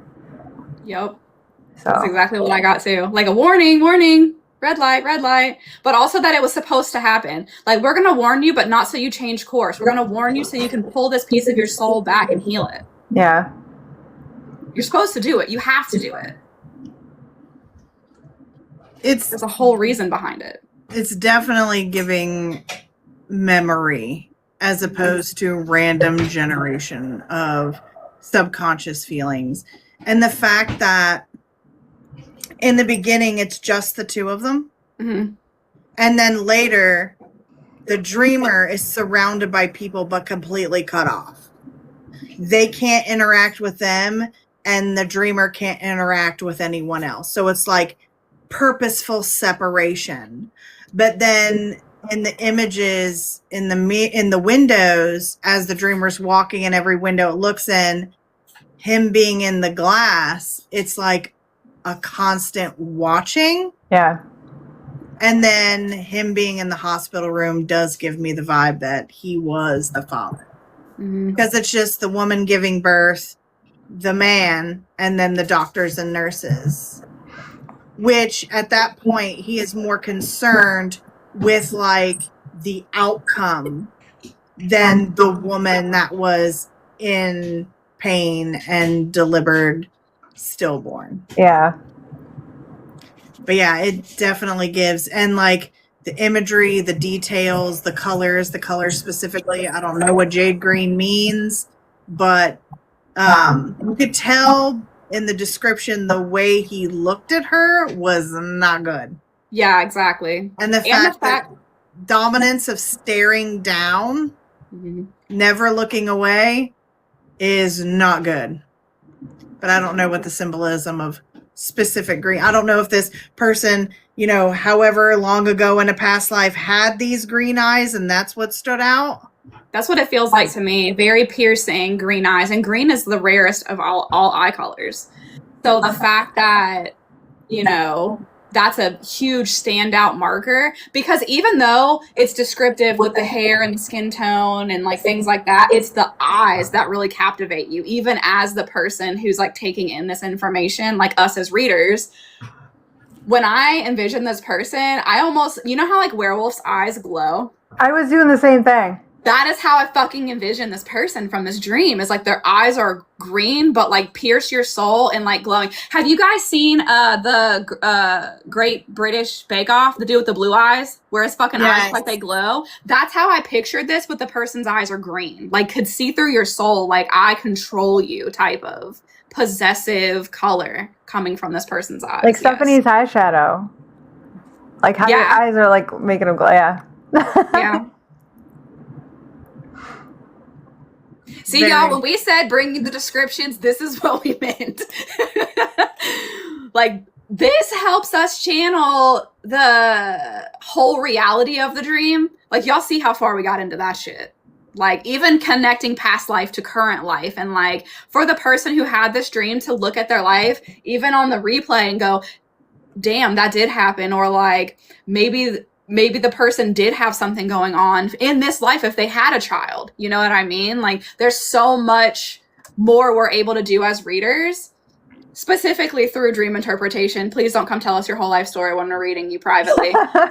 Specifically through dream interpretation to help you guys.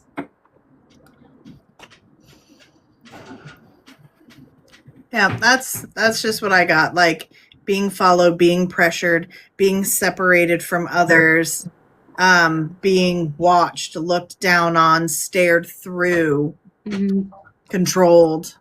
It doesn't even feel either like the person was able to really, what's the word I'm looking for, process the loss that she experienced as well.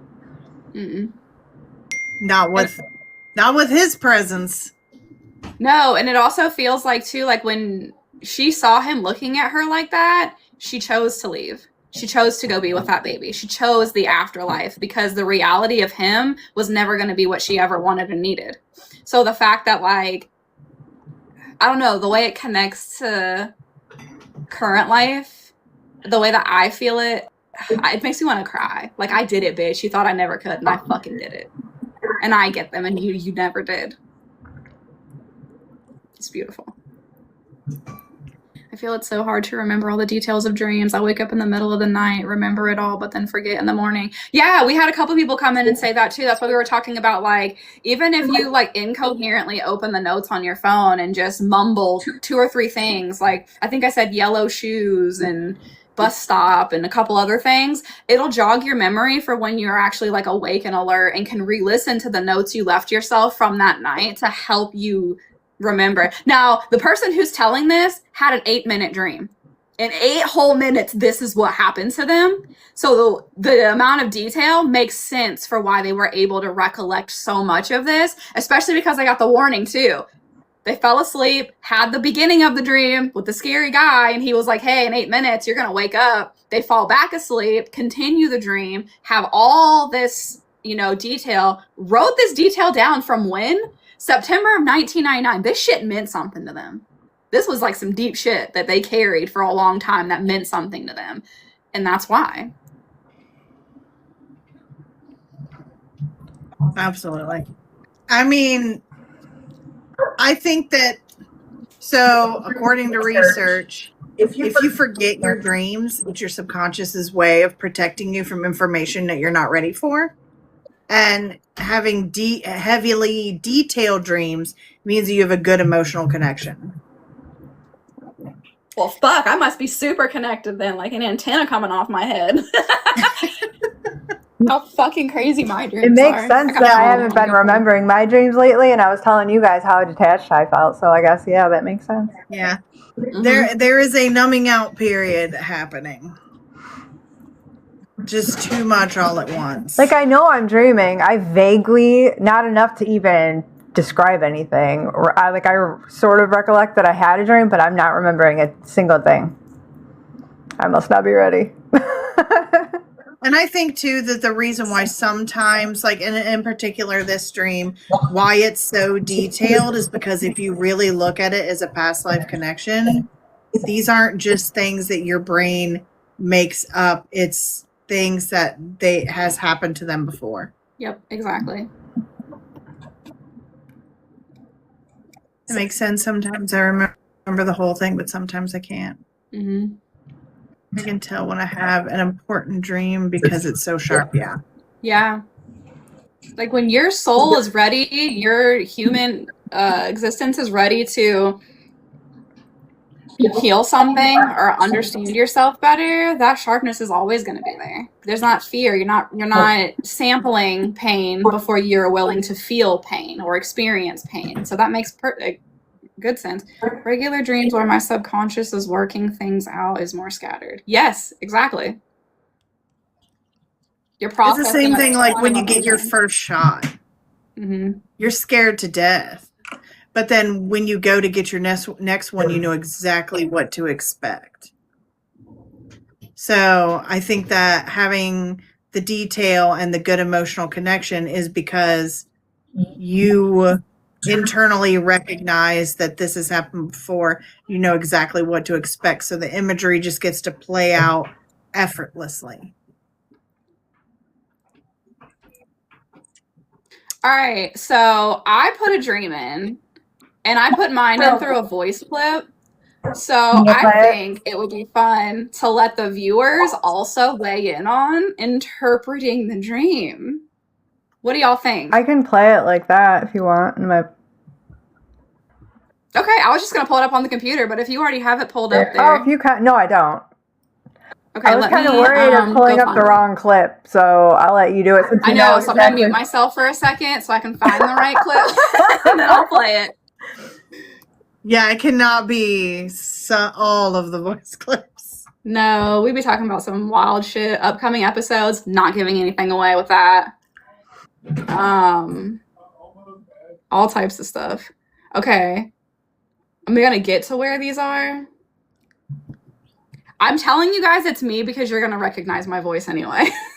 You could have played it off like you were reading off somebody's thing. No, I want to know I want to know all the interpretations for this. Holy macanoli, we talk a lot. All right, I want to mute myself. I found the voice clips. I'm going to find them, and then I will play them for you guys. More houses turning into more houses. LOL. Maybe. I'm going to take many notes while we do this, because I know it'll be a longing. I'm going to take a potty break quick. I'll be right back.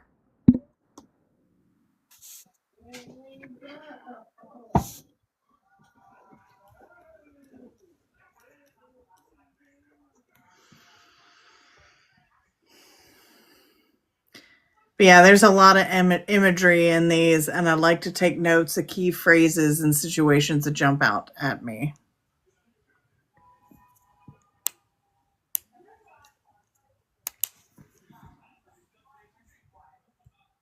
All right, I'm going to wait for 7 to get back, but I found them. Okay. I'm going to write down what I know of what's coming.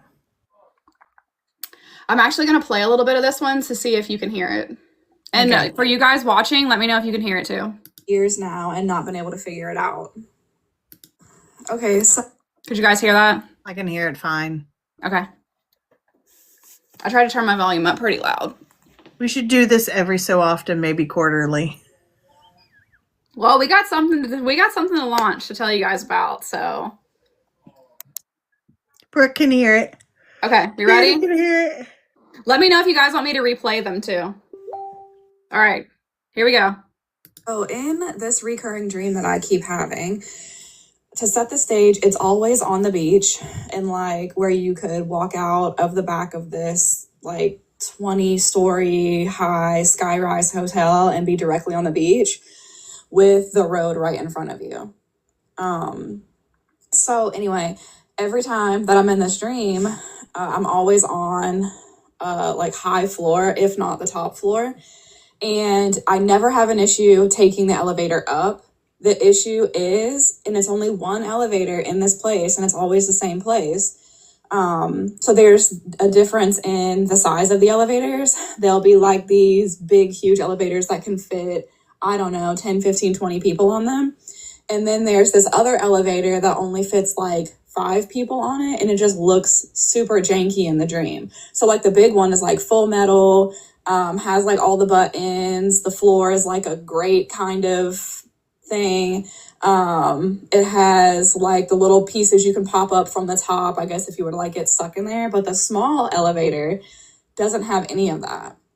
And all it has is like an up down button, not to like choose your floor, but like literally just to go up or down. It kind of reminds me of like, you know, a clothing chute, but bigger. So like a clothing chute you could put people in to bring them up and down. And that elevator always just like falls. Anytime I ever am like, if I have to get in that elevator, it's like just roller coaster type falling. And if I have to get on that one and I fall, right as I start getting that like feeling where I'm falling, the elevator stops. And when I like open my eyes from closing them in the dream, I am always on the roof of the building.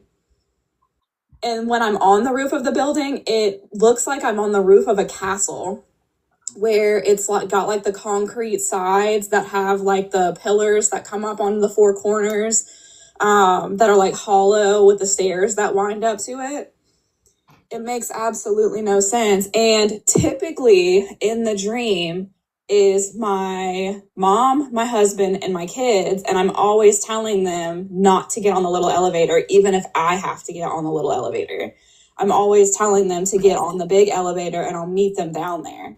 And like will not take them on this little elevator with me. I'll get on it with strangers, but it's like very rare that I will get on it with my family. But if I do, I hold on to everyone and I tell them not to let go of me.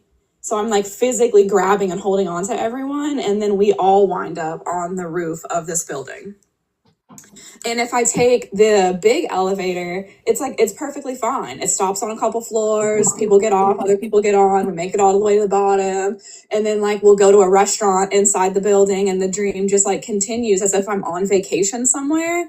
The issue is with the little elevator. And I've had this dream for years now and not been able to figure it out. Not done. Something else I forgot to mention too is when I was in the dream last night, there was a maintenance crew that was working on the big elevators. So everyone was afraid to get on the big elevators. And I was like, no, you don't understand. Those are the safe elevators. Even if they're getting maintenance done on them, you can't get on this little elevator because this one will just drop. And I kept trying to tell them, like, I don't know how I know, but I know I've been in this place before. I've experienced this before. I know that that's dangerous. Trying to tell them, like, I don't know how I know, but I know I've been in this place before. I've experienced this before. I know that that's dangerous, and I know we cannot get on that elevator. So I made everyone get on the big elevator, and I wrote it down with them the first time, and everything was fine. They were still like doing maintenance on the elevator as it went down, and I was like, see you guys, not scary, not a big deal, nothing to worry about here. But then when we went back up, and like, well, all went in our rooms and we were like watching TV, and then we wanted to go down for dinner. The only elevator to take down for dinner was the small elevator, and there was no maintenance crew or anything. And that was when I was like, if we have to take this elevator down to go eat, you guys are going to have to hold on to me. And I was explaining that to them, and we all got in the elevator, and everyone was freaking out, and they were like crying. And I was like, yes, it's going to be scary, but I promise you nothing bad is going to happen. And I'm going to hold on to every single one of you and protect you as we go down. And then literally before we hit the ground, we were on top of the whole building in that castle style scenario. There you go. I have notes. Okay. Go ahead. Okay. I'm going to pull cards while you do that. So for me, probably the focus is these elevators. And these elevators are kind of like a process through life, right? So for me, the good one, the big one that goes floor by floor is a natural stage of life, because it isn't, you're always in the dream on one of these top floors.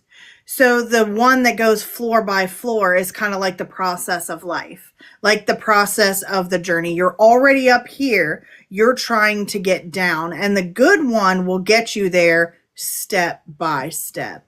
But the other one only has two options, up or down.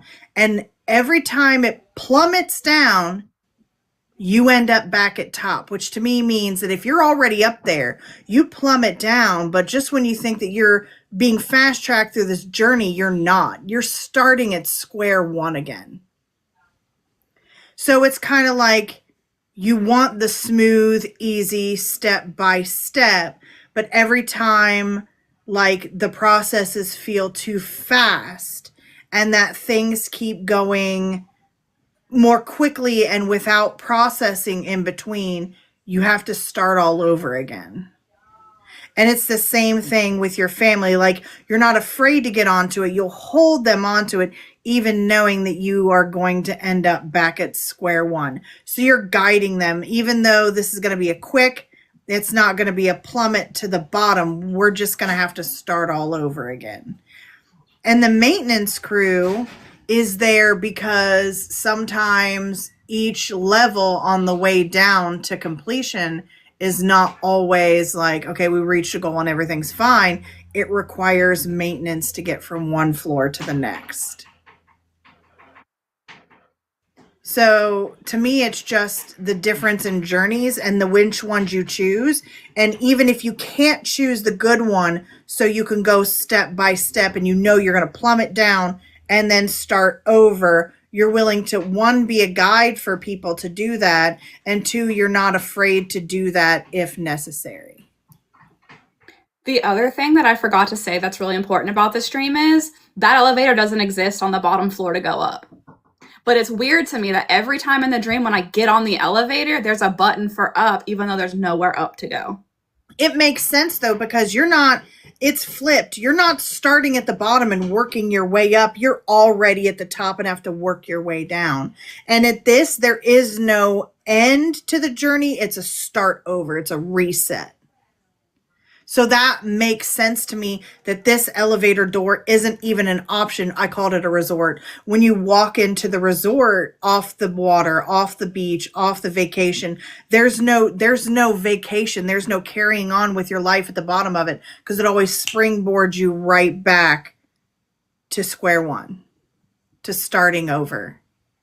The thing that stands out the most is, one, you're willing to be a guide for other people to do it. Two, you're willing to step on that elevator if there's no other options. And three, at no point are you scared to start over. Yeah. I'll even tell strangers in the dream, and I forgot that until now. I would tell strangers on the dream they would die if they got on that elevator. I could take it down and I'd be fine, but they couldn't go that route. And I felt like I was sent there to protect them in that dream. Didn't matter what their ages were. Sometimes they were kids, sometimes they were elderly, sometimes they were middle-aged, sometimes they were teens. I've had this dream my whole life. Because there are instances where you're not with your husband, your mom, or your kids. You are with strangers. Mm-hmm. But I mean, like, you're the guide for the starting over instead of just plummeting into uncertainty and no endings. And see, that makes sense to me as the person who had the dream too, because like every time I end up back on that castle, I just feel a sense of peace. I know where I am. I feel very certain about where I am. And I have no desire to hurry up and get back off the top of this building. I'm just Ashley's saying it in the comments. I'm curious to know what happens on the roof. When I open my eyes, usually I close my eyes when I'm falling down on the elevator. And when I open my eyes, I'm walking out of the elevator onto this roof. And I'm just like, okay, I know where I'm at. And I'm always taking in the salty smell of the air because I'm on the beach. And I can always hear the seagulls and I can hear the waves crashing. And I just feel at peace. Like, that was really fucking scary, but at least I'm here. To me, the imagery of you closing your eyes, knowing exactly where you're going to end up, is literally blind faith. That nothing bad is going to happen during this. Like, what would be a terror-inducing plummet on an elevator for others? You close your eyes having blind faith that you know exactly where you're going to end up again, witches on this roof, and it's not a desolate place. It's a castle. It's guarded. It's square one, but it's guarded. It's protected. Yeah, I get that feeling of being like very safe up there too. And it's like that concrete where it's like mossy and like I just and I'm not always alone up there either. Like when I fell and I had my family in the elevator with me, I was like, see you guys, I told you it was going to be okay. And everyone was still crying. Like my mom was hysterical in the dream and she had like the snot and like she was still screaming when we were walking off the elevator as if we were still falling. And I was like, hey, we're good. We did it. I told you it was going to be scary, but like no big deal, right? Even though it is a big deal. To me, it wasn't because I knew what was going to happen in the dream. So that makes a lot of sense. So now I got to pay attention to what's going on, what's getting reset. Now I've got somewhere to go with that. Because to me, I just was like, I don't understand why I keep ending up here. I don't understand why this elevator's always in this dream when I'm supposed to be having fun. It's supposed to be peaceful. It's supposed to be calm. I'm supposed to be on vacation. And I'm never... Yeah, I mean, most people like climbing your way up and, there's like a ladder of up, but you begin your journey with saying you're always on the high in the building when you get your room or on the very top floor. That's where your journey begins, on the top, not the bottom. So to me, that's plummeting down and then heading right back up to the roof is your reset. We're like you blind faith fall, but you're going to end up, even though back at square one at a protected place that you're comfortable in, and you guide others to go there as well if they need to start over again, or in this case, forced to start over. Yeah. Because there's a lot of choice, but then on that last day when you guys are going down to dinner, there's not a choice. It's only the start over elevator. Mm-hmm. And there's a peace and comfort that I get in the dream too when I have it, when I send my family on the safe elevator and I fall by myself. Because even though I walk out and I'm on the top of the castle, I know they're somewhere and they're happy and they've made it. So that makes so much sense to me, the way you just broke that down. That's just how I see it. It does. It makes sense. You ready for me? Yeah. Because I just took this super deep and I didn't mean to, but I figured it out, I think. Let's go there. All right. I'm going to show you some of this because it's relevant, but then I have a whole nother vibe to it as well. All right. So underneath, because you know how my underneath next. So we've got bottled up. So this is about, there's repressed feelings and needing to release things when it comes to stability. And knowing what you need to walk away from and separate yourself from. And a lot of this has to do with releasing. I have cards and have cards, so I can't lift these. But releasing obstruction when it comes, things are changing. There's a lot of cycles. There's visions, dreams comes up, which this is about dreams. Facing difficulties and finding courage as you're reflecting. I also got the purity, that virtue, doing things with connecting with your perception and having that advantage. And I felt like strongly with that, with separating the elevators, what you perceived as safe as to you taking the harder. There's a separation. There's a separation there, even though there's times where you're with people and you're protecting them. There's also there's a separation on the type of elevators and how you're perceiving them. You also got the world, which is completing cycles yet again with these dreams. And there's the Empress. So you got your mother energy. There's so much here. Major Arcana, which speaks loudly to me with the fact that I only pulled 8 cards. That means there's a lot of change coming from the outside of you, forcing you to look within. So that's basically the whole point of dreams, but it does have to do with what you perceive as stability. And elevators and dreams, if you Google it, which I did because I was curious, tend to talk about ups and downs in life, where you view certain ups and downs as differently than where your family or your loved ones or even people you don't know, but you always have this feeling of wanting to care for people. So you want to put them on the safer route while you're taking a different, like I said, separate, what would you perceive as unsafe, even though it's safe for you? It wouldn't be for other people, but it is for you. And I feel like when you close your eyes in the dream, that's more like, I know Stephanie said blind faith, and I feel that too, but it's also like you're controlling. When you close your eyes, you're controlling what you see, what you don't see, and what action comes before and after that. Like I'm gonna tell you why that's crazy. Even when we go into stores and stuff, I'll pick up energy that's in there that I don't want to channel. And I know if I see it, I'm going to go deeply into it and I'll have to do something with it. And I will tell my husband I'm going no sight. And I will grab his arm and I will close my eyes and I will walk through the damn store like I'm blind. So that's fucking crazy. And I've never put that together with that dream either.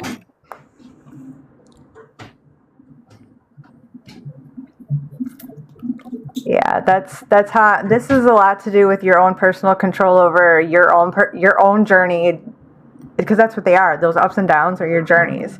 So journeys with other people that you help guide them, and then your own personal tumultuous, almost like dangerous journey of yourself that other people would not be able to navigate like you know how to navigate that particular journey. Like I said, at no point in are you ever afraid to take the bad elevator. Mm-hmm. Yeah, I don't ever shy away from it. If I don't have to, I'm like, yay, I get to go with you guys. But I'm never afraid of it. I just know what's going to happen. It's very true. Yep. That was awesome. I definitely got some. I needed that. I'm glad I'm glad that one came up when it did. It was crazy too. I sent that to y'all the day that I had the dream. Mm-hmm. The night I woke up and was like, that's the one. I've had that dream my whole life and I don't know what it means. I know what the beach means to me and the whole connection to like my childhood and like vacations on the beach and also like living near the beach and going to the beach all the time and that being a place of like comfort for me. Yeah.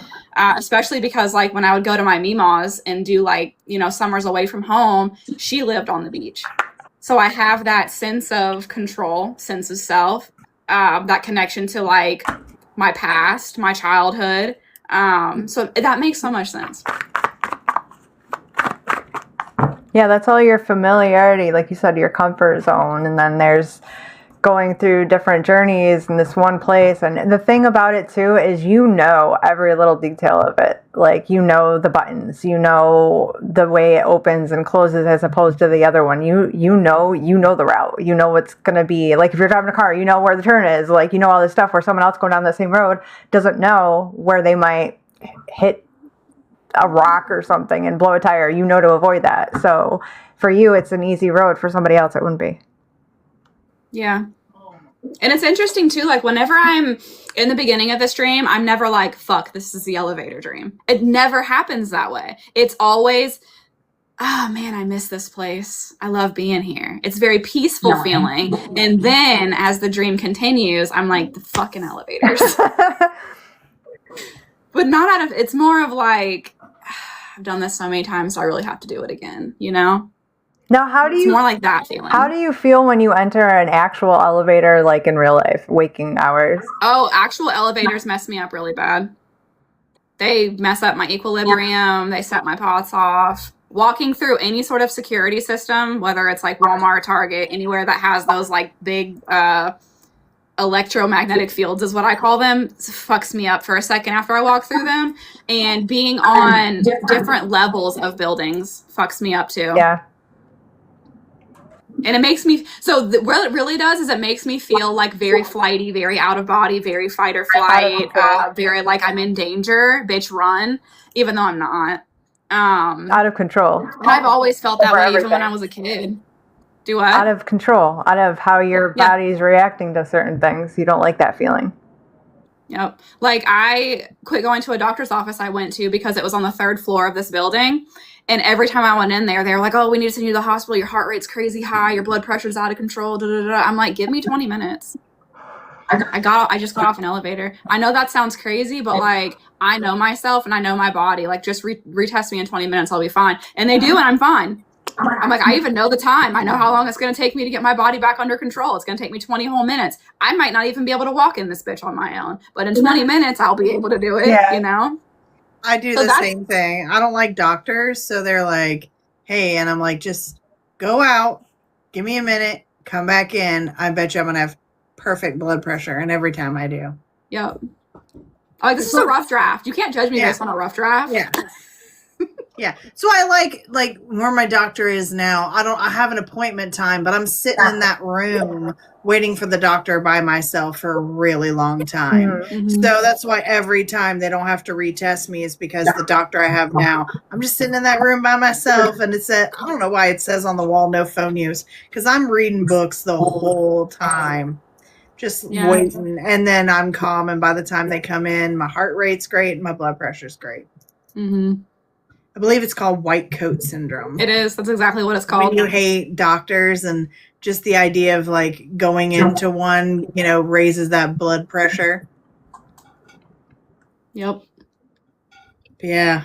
We've been on 2 hours. How long do we want to push this? Does anybody in the comments want to weigh in on anybody's dreams or Jordan's dream in particular? Yeah.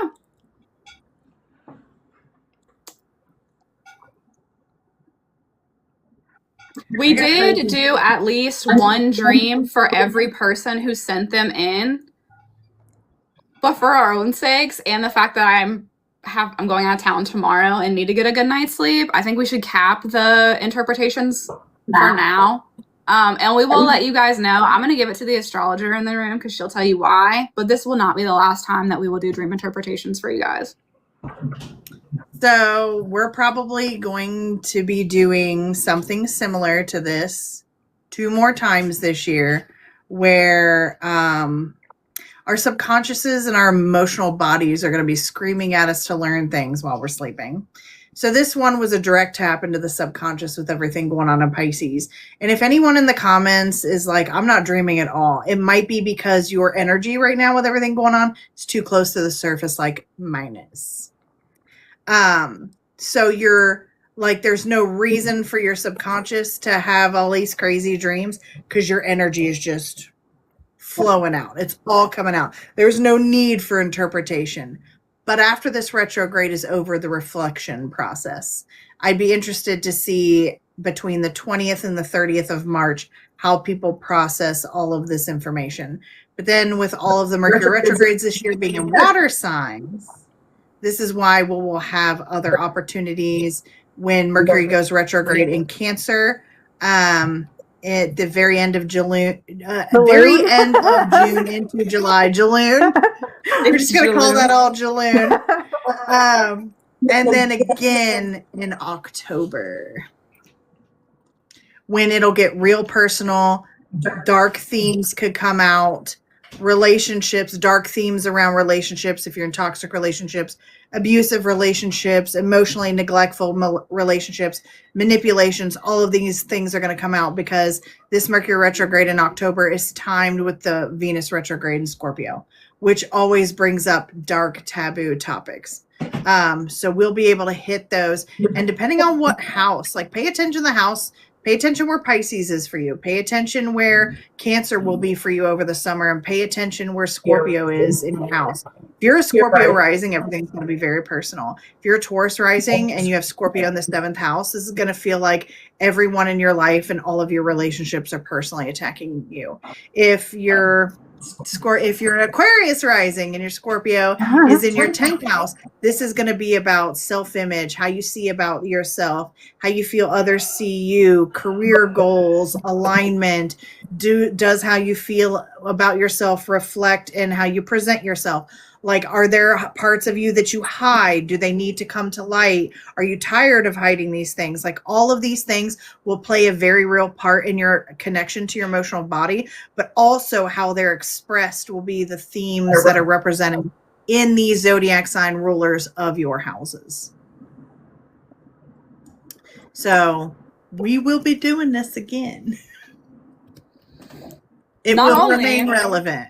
Yes. So not only will we oh my God, I can't talk right now. Yes, we're gonna do it again. We'll do it again. And I don't know what you said, June, July, what the combo was. Jaloon. We'll do it again in Jaloon. And we're going to do it again in October to keep up with the retrogrades and the dreams for retrogrades. Also, you guys, everyone's been asking, when are we going to put something together where the three of us are doing readings together? So we did it. We are in the developmental phase.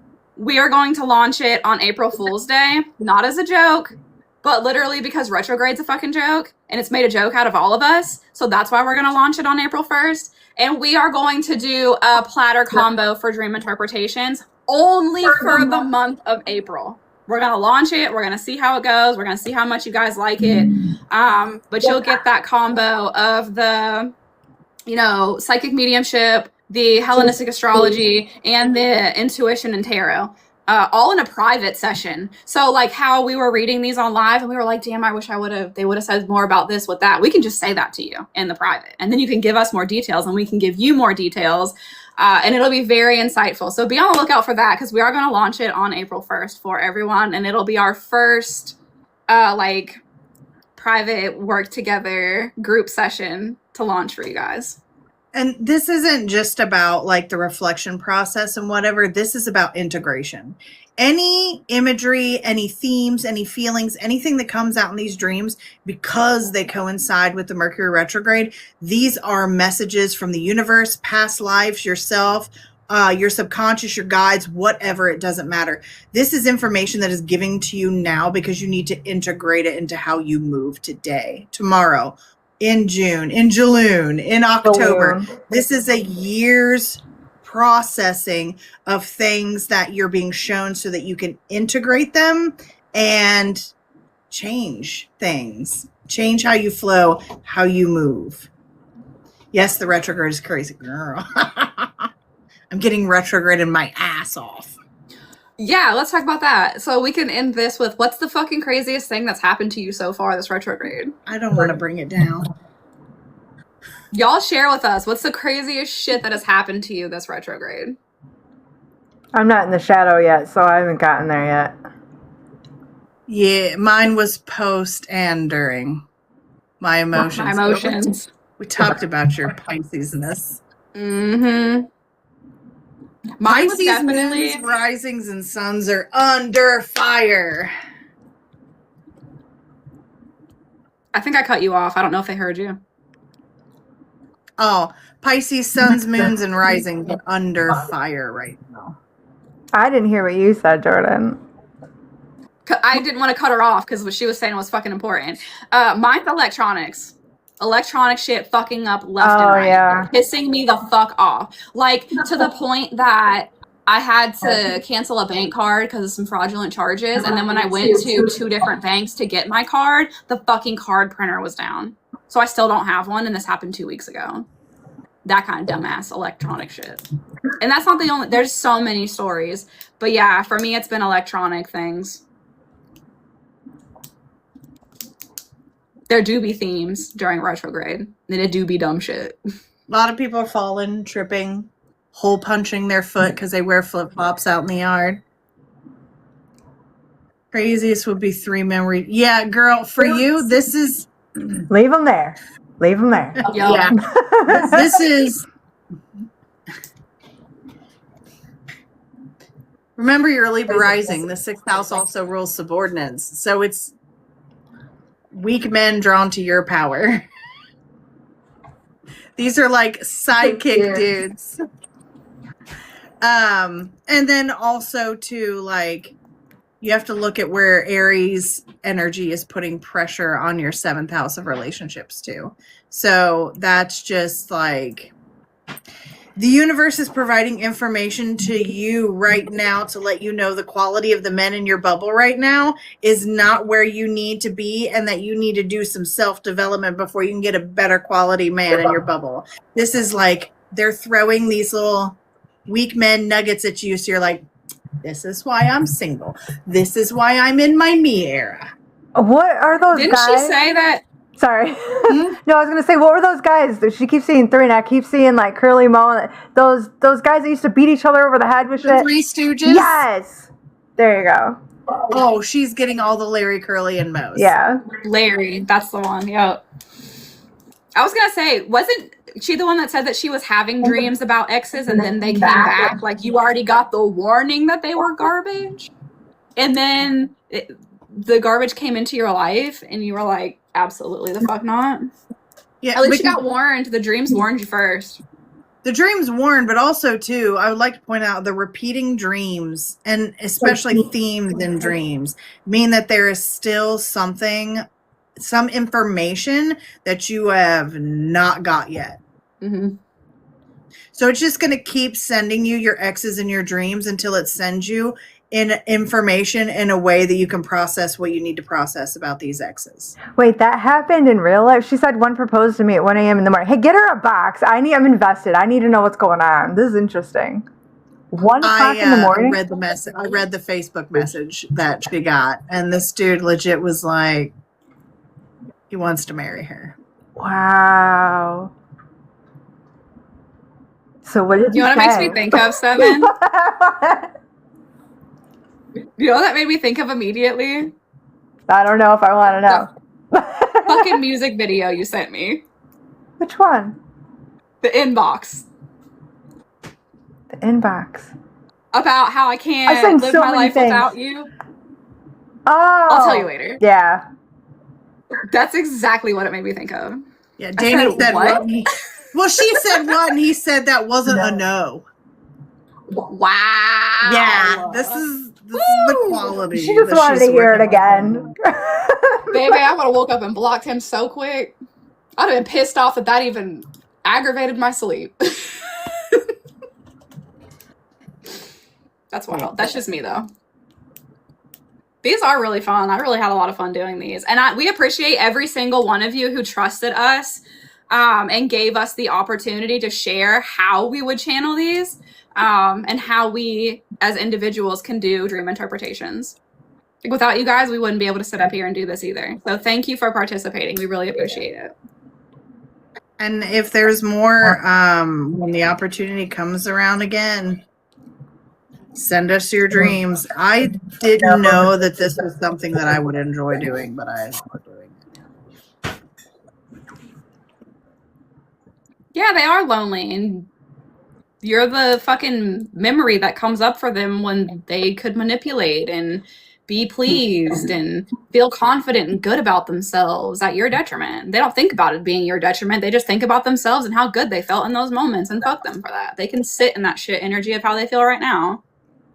And I think this is what the Aries energy in her 7th house of partnership is telling her, that these men that are attracted to her are more worried about how she makes them feel than what they can do for her and how they make her feel.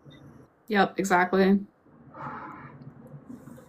If somebody really wanted to spend that kind of time with you and get to know you and like prove to you that they are worth spending forever with, they don't message you at 2 o'clock in the morning asking you to marry them. That's fucking crazy. Especially somebody you haven't talked to in forever. Like maybe as a joke, but not as like an actual reality. They're living in fantasy land and they're over fantasizing how you make them feel. That's a romantic version of you up. Yeah. Of a you up text at 2 a.m. when all other opportunities have gone and they're like just shooting their shot and it's a numbers game. Shooting their shot in the dark, literally. I said that's a hell of a way to start a conversation. I've been grosser. I mean, dude wasn't even on a knee. You gotta get on bended knee. That's not serious if you're not on a knee. I don't care who you are. I mean, the girl sells rocks. What are we looking at? Said he thinks about me all the time, and it's been at least 6 years since we've hung out wild. That's obsession. Yeah, stalker. That's only a little scary. And you know what, too, Danny, is like, here's something about Libra risings, too, that doesn't get talked about enough. Just because someone may also be on your mind doesn't mean that you are actually interested in that person at fucking all. It's literally a warning. Hey, so-and-so is about to show back up. Hey, be careful. And sometimes we can perceive that as that's fucking weird. I was thinking about them for 3 days in a row and then they reached out to me. It's not a coinky dink. It's a warning every single time. Any other Libra risings out there that are watching this, please know that. Coming from a fellow Libra rising. And that also most men can't help but be attracted to you. And it requires no effort. You two could be completely incompatible and it doesn't matter. It's like, we've talked about this on previous podcasts before too, how like I come across as a super bitch to a lot of guys because I'm not friendly. I cannot be friendly. I have learned that the hard way. Even if I said something like, oh man, I've been wanting to get one of those cups. Where'd you get that at? Somehow we're married and have 7 kids together and live on a beach in Guatemala. I don't know how we got there. I don't know how their brain fucking told them that because I wanted to know where they got that cup from. I could say that to any woman. No, that's a lie. I can't either. I had to be careful with people, period. Because even there's women that I could say that to and they could be like, oh my God, I'm like, want to be my best friend, but then also want to be me at the same time. So that's a nightmare too.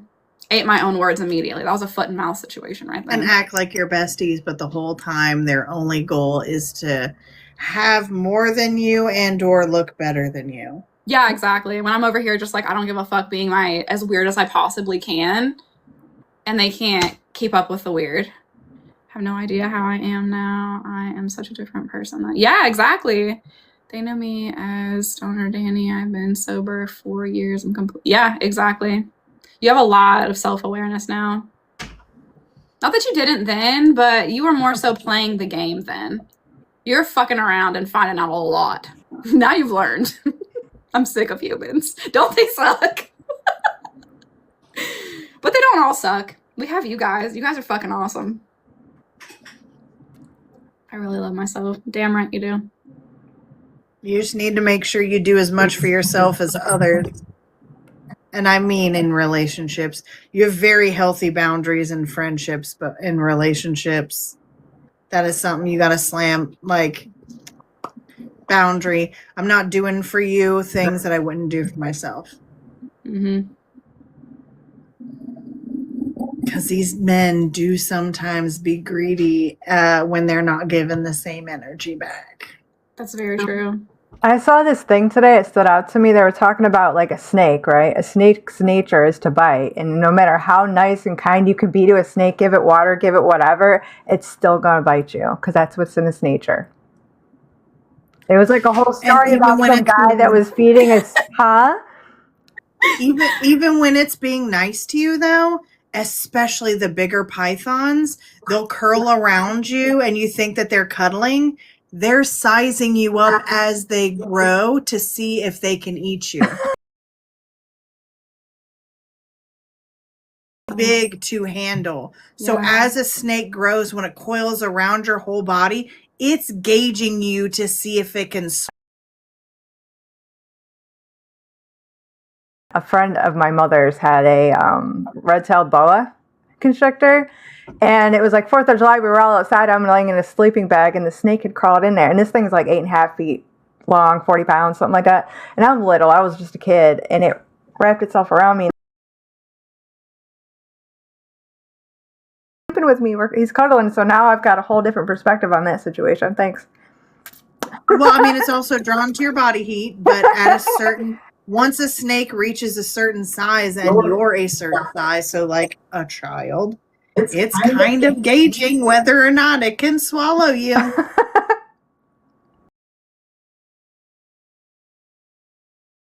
The butthole or whatever Seven said that one time. What? Oh. Said, what are we doing for next week's live? I'm glad you asked. We're doing, yeah. What was it? Something about Jupiter and luck. Hold on. Yes. Mercury retrograde isn't all shit. Like, they're still, like... But it's something along those lines. Yes, St. Patrick's Day being like a luck day. And we just had the Friday the 13th. Which is a very fucking lucky day too. We did? Yeah, Friday was fucked up, guys. So February 13th, Friday the 13th. Friday the 13th, Mercury is still retrograde. And then the next one is going to be in October or in November when Mercury We're feeling this retrograde energy. Wow. Okay. In the birth chart, and Where your placement is important. We'll talk about what Jupiter is bringing to the table for everyone now that it's no longer good placements for some people right now. She'll be benefiting.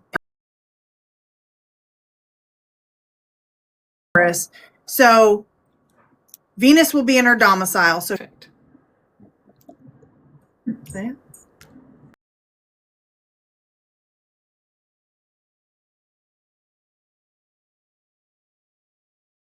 Jordan's battery's on red, like on the very last sliver of the battery.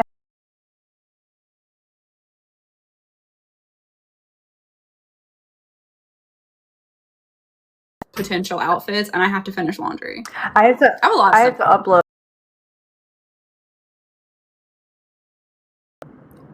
Okay. I can help you with that too. Okay. The Green Dream. No, we didn't do that one. We did the, and then I edited it. So I like cut out all the crap over that every time. Some of our videos are going to be super sloppy. That's fine. Like stuttered so hard trying to say a sentence right after you said that. After weekend. I don't know. So Oh. the ease off. So I literally had mine 11 years. You start doing the math, they start looking at you different. Yeah. Planned.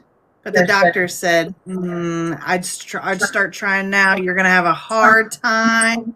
You know, we're looking. That's literally what I was about to say. Listen, yes and no. Yep.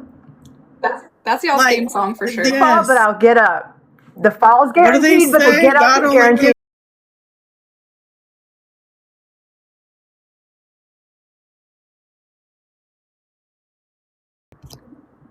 So yeah, tub thumping Chumbawamba.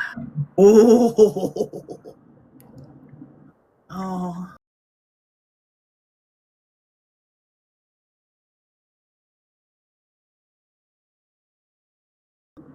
We've had 125 people come through.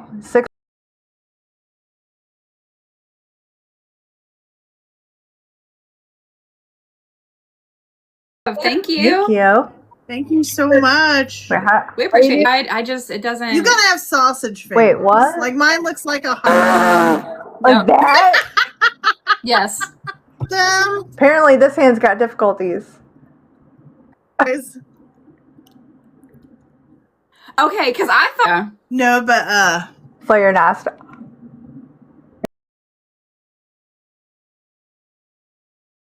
I think the only thing that I have my seen. nose is buff. Was if you take your hand and lay your palm flat on your shoulder. My palm is. Hand does like this. My palm is on.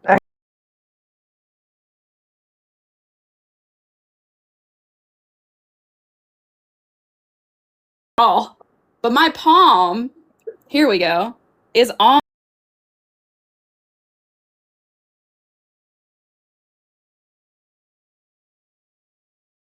That. I don't know how you talked about. Hold on, let me see if I can do it. Did it? Where you shake your eye. Yeah. And then not. Yep. Yeah, that's how I channel. I just How did we get needed here? to derail. How did we get here? I don't care. It's been Like this live. This was really fun. Really liked doing this for you guys too.